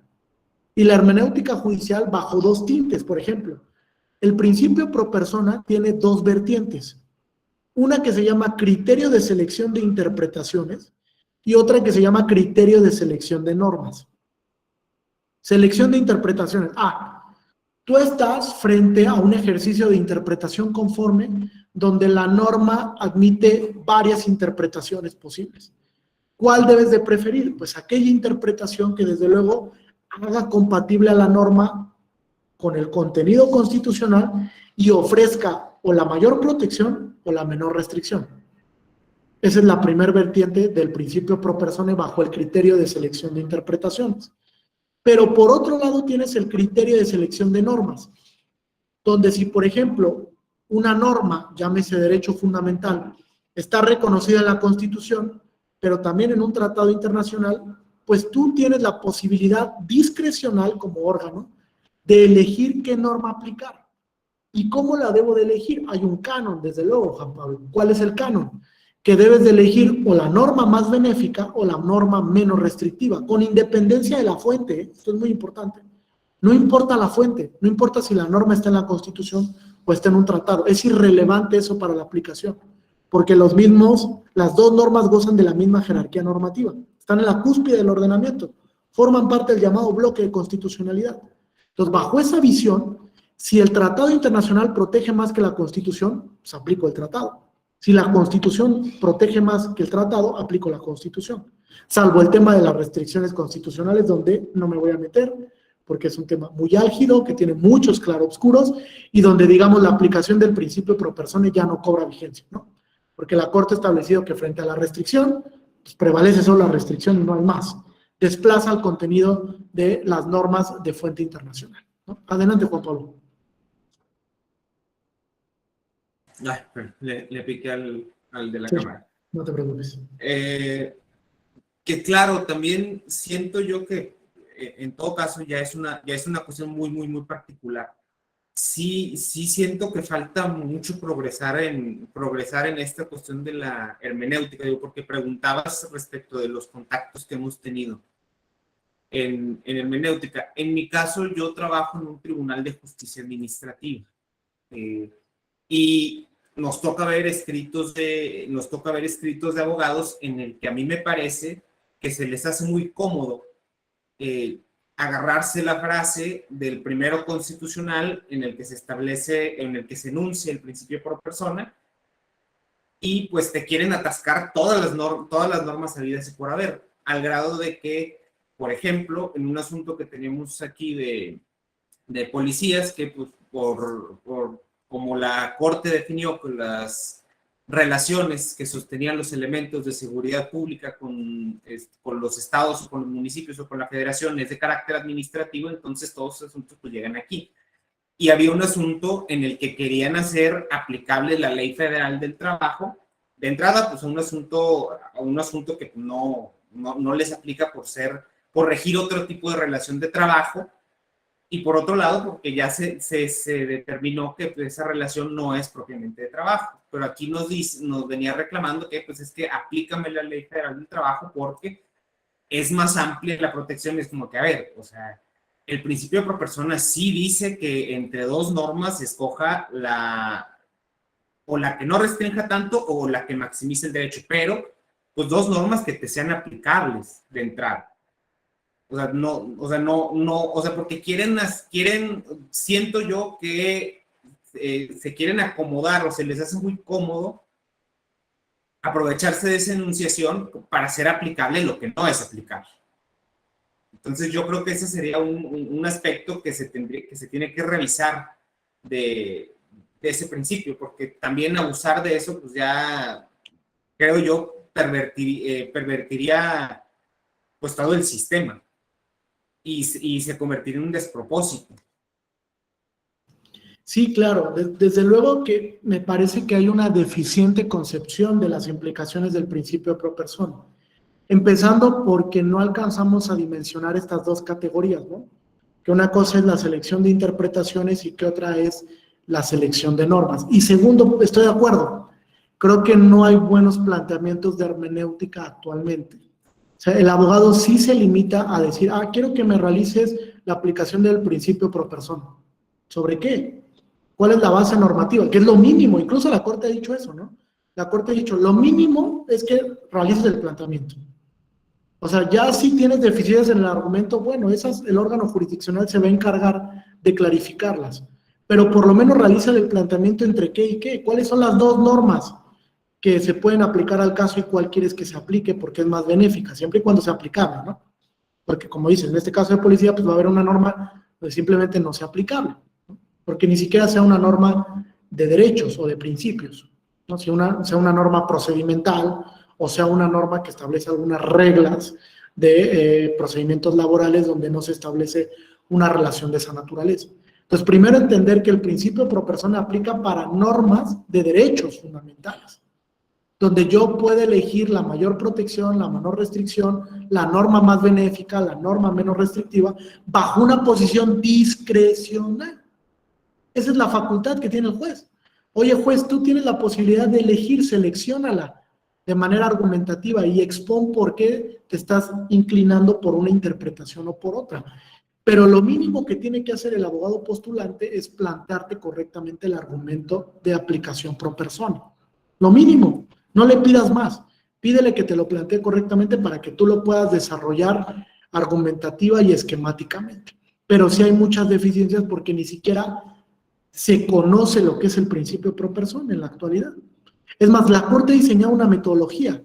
En la contradicción de tesis 293 del 2011, la Corte diseñó una metodología para aplicar el principio pro persona con base en la jurisprudencia interamericana. Muy poca gente lo conoce, esa metodología de aplicación, porque no nos acercamos a los precedentes, también esa es una realidad. Entonces, menos jus, hay que leer más sentencias, ¿no? Porque a veces en la sentencia, en la carnita, es donde encuentras los argumentos que te pueden resolver para un caso en concreto. Entonces, muy pocos conocen esta metodología argumentativa para la aplicación de la jurisprudencia interamericana, porque no se han acercado a ese precedente. Digamos, en perjuicio de la gran difusión que ha dado la Suprema Corte, ¿eh? Porque en eso sí debo decirlo, la Corte se ha asumido una labor de gran difusión del contenido de todo ello. Tan es así que ahora tiene los famosos cuadernos de jurisprudencia, ¿no? Donde tú estás al alcance para decir, tengo un tema de derecho de daños. Voy al cuaderno de jurisprudencia y están todos los casos emblemáticos. O tengo un caso en materia de seguridad social, me voy al cuaderno de jurisprudencia. O tengo un caso en materia de libertad de expresión, pues tengo un cuaderno de jurisprudencia. Entonces la difusión no se ha acabado. La Corte incluso ha sido un fiel creyente de que la difusión contribuye a mejores argumentos de órganos jurisdiccionales y de la postulancia, ¿no? Que es un círculo al final. Mejores argumentos de allá contribuyen a mejores sentencias y viceversa. Bien, ¿vamos bien hasta aquí? ¿Hay alguna duda o pregunta? Ahora, como conclusiones, fíjense, para ver si hay una ronda final que les dé por si hay alguna intervención. Como conclusiones, fíjense, la hermenéutica tiene entonces, es una herramienta la hermenéutica que, digamos, es opuesta al juspositivismo o al formalismo crítico. Esencialmente por dos razones, ¿no? Por dos razones que son principales. Porque no hay una sola y exclusiva teoría hermenéutica, y algunas de ellas son tendencialmente positivistas, como la planteó el profesor Weber. Al retrotraer la interpretación basada en algo que podríamos denominar valores culturales, la acción institucional productora de normas jurídicas se vuelve socialmente útil. Es decir, la interpretación contribuye a que yo pueda volver útil para la sociedad la norma. Esa es parte de la hermenéutica. Que yo cuando interprete la norma le dé un contenido de utilidad social. Por eso es que hablamos ahora de sentencias que cambian paradigmas, ¿no? O de sentencias que son emblemáticas para el contexto social. Por ejemplo, el orden de los apellidos. A lo mejor me dirán que es una sentencia muy básica de la Suprema Corte, donde dice, bueno, es que la familia tiene derecho a decidir libremente sobre el orden de los apellidos de sus hijos. Pero más allá de que sea una sentencia argumentativamente básica, lo que conlleva es que eliminó una norma estigmatizadora que provocaba un estigma social de la mujer frente al hombre y provocaba una práctica reiterada de superioridad donde el hombre estaba aquí y la mujer estaba acá abajo. Entonces ya están a la par, pueden tomar las mismas decisiones en el núcleo de familia. No es que uno sea jerárquicamente superior al otro, los dos forman parte de la familia y los dos toman decisiones de familia. Entonces la Corte con esa sentencia genera un paradigma social, cambia algo que estaba mal, para eso sirve la hermenéutica, para que a través de la interpretación volvamos a las normas socialmente útiles. Es un tema sumamente fundamental. Y segundo, fíjense, porque la hermenéutica se debe ver bajo una lectura principialista. Fíjense. El positivismo no integra principios. El positivismo rígido o el positivismo dice solo hay reglas. Y entonces si la hermenéutica se basa en los principios, ¿qué creen? Es opuesta al positivismo. Porque la hermenéutica es por naturaleza principialista, que es algo de lo que expresa el profesor McCormick en un libro que se llama Los casos difíciles. Búsquenlo. Es un artículo, de hecho, no es un libro, donde el profesor Neil McCormick habla de la argumentación con base en casos difíciles o cuando se me aparece un caso difícil. Entonces, al ser tendencialmente principialista la hermenéutica, pues ya choca con el positivismo, ¿están de acuerdo? Ya no es compatible, ya no hay solo reglas, también hay principios, valores y derechos fundamentales. Entonces, ese es uno de los elementos o de los rasgos distintivos. Como lo ofrece Ferrajoli, un punto de vista importante es que esta tendencia es la que genera una unión entre el derecho y la moral, un vínculo entre el derecho y la moral. Ronald Dworkin también habla de eso cuando se aproxima a una frase del profesor Zagrebelsky que se llama el derecho dúctil. ¿Lo han visto?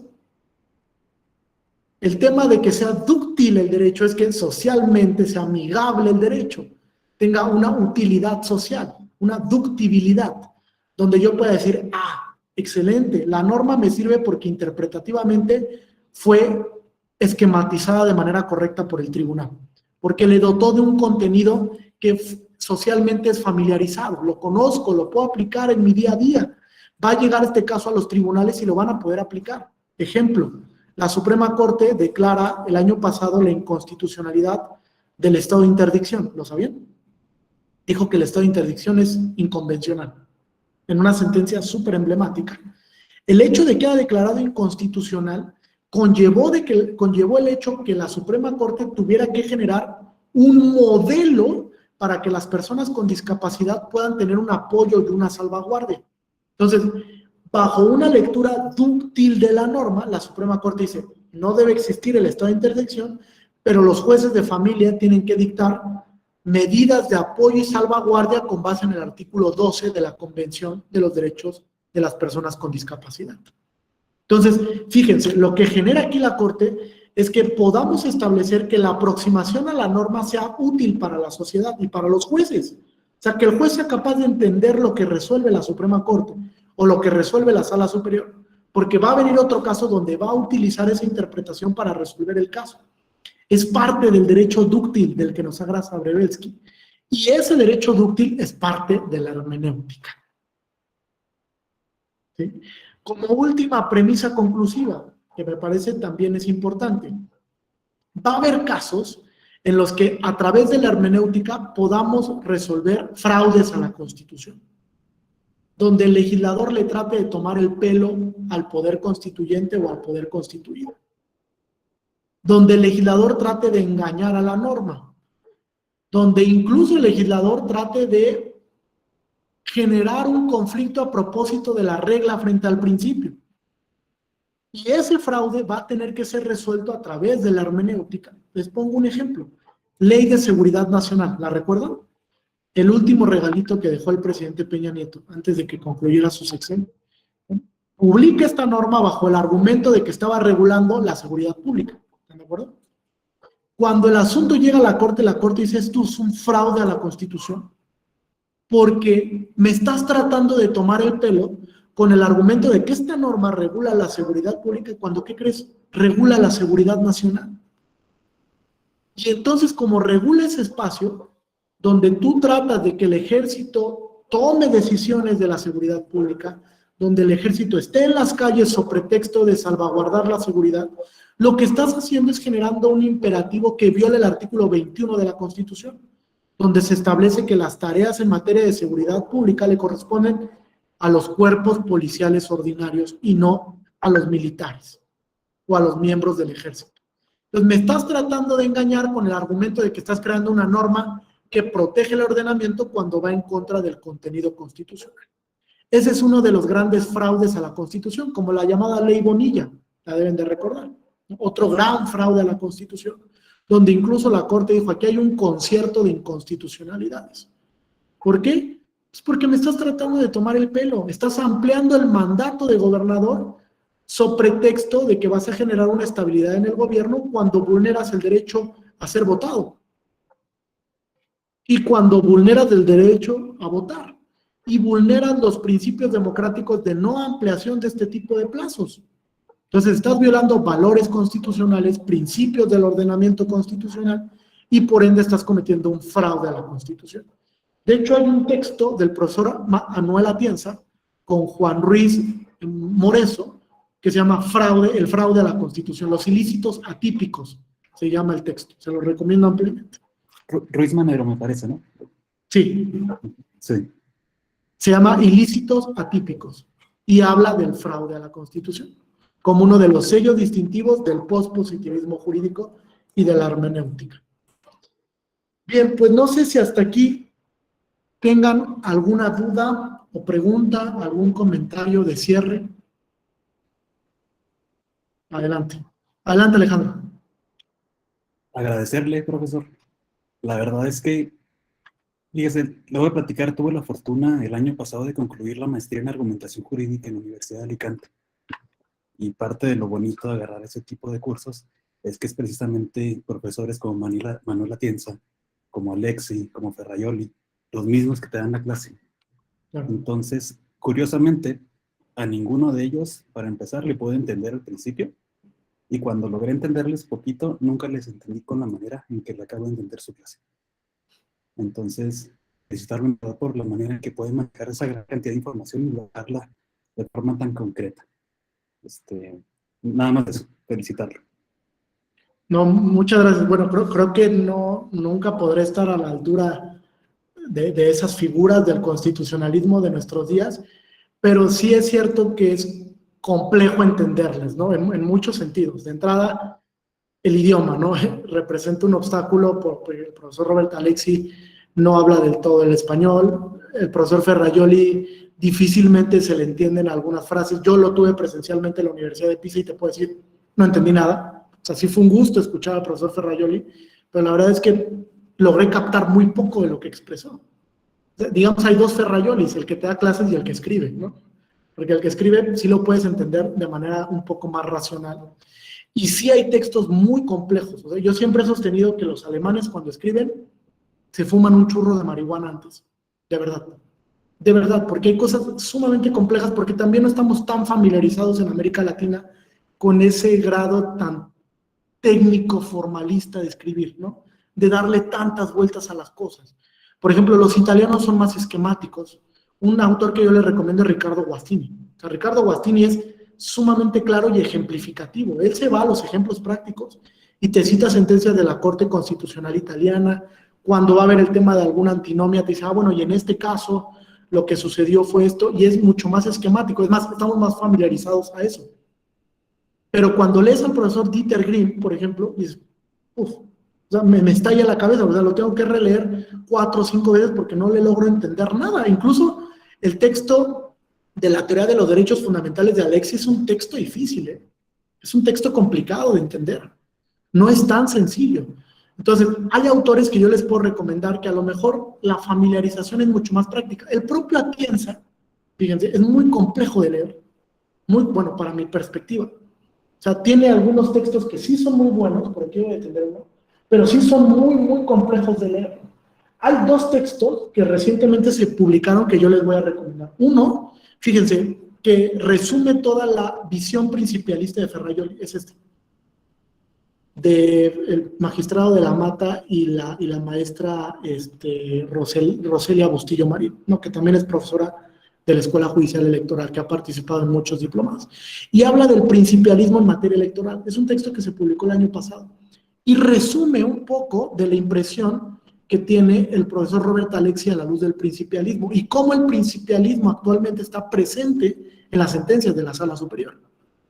Entonces, es una lectura obligada, me parece, sobre todo por la novedad de los criterios que hay. Y otro, que sí lo voy a decir, es el constitucionalista contemporáneo más importante a nivel mundial. Me atrevo a decirlo, fíjense. Y hay muchos. No es el doctor Carbonell, tranquilos, no es. ¿Vale? Hay un autor que la verdad es que es buenísimo, muy, muy bueno, que es el profesor Aaron Barak. No sé si lo hayan escuchado. Tiene este texto que se llama Discrecionalidad Judicial, que es un texto precioso. Bueno, hay dos textos del profesor Aaron Barak que resumen toda la postura filosófica de Dworkin y de Alexi, que es Proporcionalidad y Restricciones, que es un texto que afortunadamente traducieron al español en la editorial Palestra y que es buenísimo el texto. O sea, si quieren entender el test de proporcionalidad, ahí está ese texto de Aaron Barak. Y este texto de discrecionalidad judicial es fenomenal, de verdad, fenomenal. O sea, sí puedo decir que es el constitucionalista más importante de nuestros días, porque aún vive, porque escribe, se da el tiempo para compartirnos sus impresiones y además porque tiene algo que pocos constitucionalistas tienen, fíjense. Pocos, como por ejemplo el profesor Dieter Grimm. Aaron Barak fue juez de la Corte Suprema de Israel y es académico ahora de tiempo completo. Entonces, todo lo que impactó en sus sentencias, ahora lo trae en su filosofía a la academia. Entonces, ya asumió los dos roles. No solo es un gran académico, sino también estuvo en el aparato jurisdiccional y digamos que logró jalar todo eso para reflejarlo en los textos que está escribiendo ahorita. Como lo hace Dieter Grimm, solo que a lo mejor es más complejo leer. Pero es el claro ejemplo de cómo se compagina una cosa con la otra. Ahora en México, por ejemplo, el ministro de Retiro, José Ramón Cosío, lo está intentando, ¿no? Compaginar todo lo que dejó el legado en la Suprema Corte para ahora, pues, traerlo al ámbito académico y generar debate de constitucionalismo en México. Algo que falta, chicos, dos recomendaciones. Uno, y no es comercial, publiquen en el blog de la EGE, es el blog Axis. Hace falta publicar más contenido de derecho público, nos hace falta alguien que repiense el derecho público, el derecho constitucional, los derechos fundamentales, etc. Y está abierto para todos y todas ustedes, ¿no? Es un blog de uso público donde ustedes pueden difundir cualquier tipo de idea sobre cualquier tema que traigan que les llame la atención. Y va a ser un texto muy pequeño donde pues van a ayudar a reflexionar de cómo se está construyendo el constitucionalismo mexicano. Y dos, pues hay que generar una teoría constitucional mexicana. No la tenemos. Es cierto que a la fecha pocos esfuerzos hemos tratado de hacer para una dogmática, por ejemplo, de los derechos fundamentales en México. Poco se ha intentado. Entonces hay que empezar a generar algo propio, ¿no? Una dogmática de los derechos entendida bajo el contexto mexicano, que no es el mismo contexto de Occidente, ¿no? Lejos estamos del contexto occidental. Entonces hay que crear una doctrina que sea capaz de aterrizarse en los puntos racionales aquí, en el contexto mexicano. Eso sí hay que hacerlo, desde luego nutrido de toda esa perspectiva internacional que hay, de diferentes posturas filosóficas, pero sí hay que apropiarnos de algo que se aterrice a la realidad mexicana, ¿no? Por ejemplo, les cuento una anécdota. En 2015, cuando viene Atienza a México, yo laboraba en la Suprema Corte, y viene a presentar un libro rojito, que por ahí debo de tener, que la verdad es que pues, era un libro bastante interesante, ¿no? Sobre el pospositivismo jurídico y pues las implicaciones que tenía socialmente. Pero cuando viene a Atienza, lo hace bajo una perspectiva occidental. O sea, él analizó la perspectiva europea. Dijo, bueno, el pospositivismo en Europa es así. Y cuando viene a México se encuentra que era una realidad totalmente equidistante, ¿no? O sea, un giro de 180 grados. Y entonces tiene que repensar su ideología para decir, oye, mi filosofía solo sirve en Europa. No puede ser, ¿no? O sea, una teoría filosófica no solo puede servir para un determinado continente o para un determinado espacio. O sea, tiene que ser capaz de reproducirse en otros escaños y de que la traslademos, de que la mutemos al contexto latinoamericano. Entonces, es momento de reflexionar sobre estos temas. Yo sí los invito a que lean filosofía los que se dediquen a la función judicial, los que se dediquen a la postulancia, los que trabajen en algún órgano público, un OPLE, un órgano del Estado, una empresa productiva, etcétera, pues que empecemos a leer más filosofía, ¿no? Es importante este tema.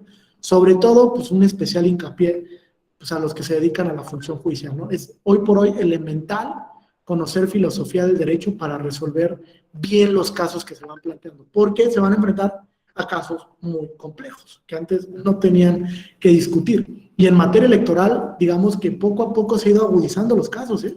Cada vez son más complicados los casos que llegan a la justicia electoral. Cada vez, digamos que, por poner un ejemplo, el caso Antijuanitas, por ahí del año 2008, 2007, pues era un caso muy difícil, ¿no? Ahora nos reiríamos del caso Antijuanitas, pero pues ya es muy fácil resolverlo, porque ahora están llegando unos casos mucho más complicados, ¿no?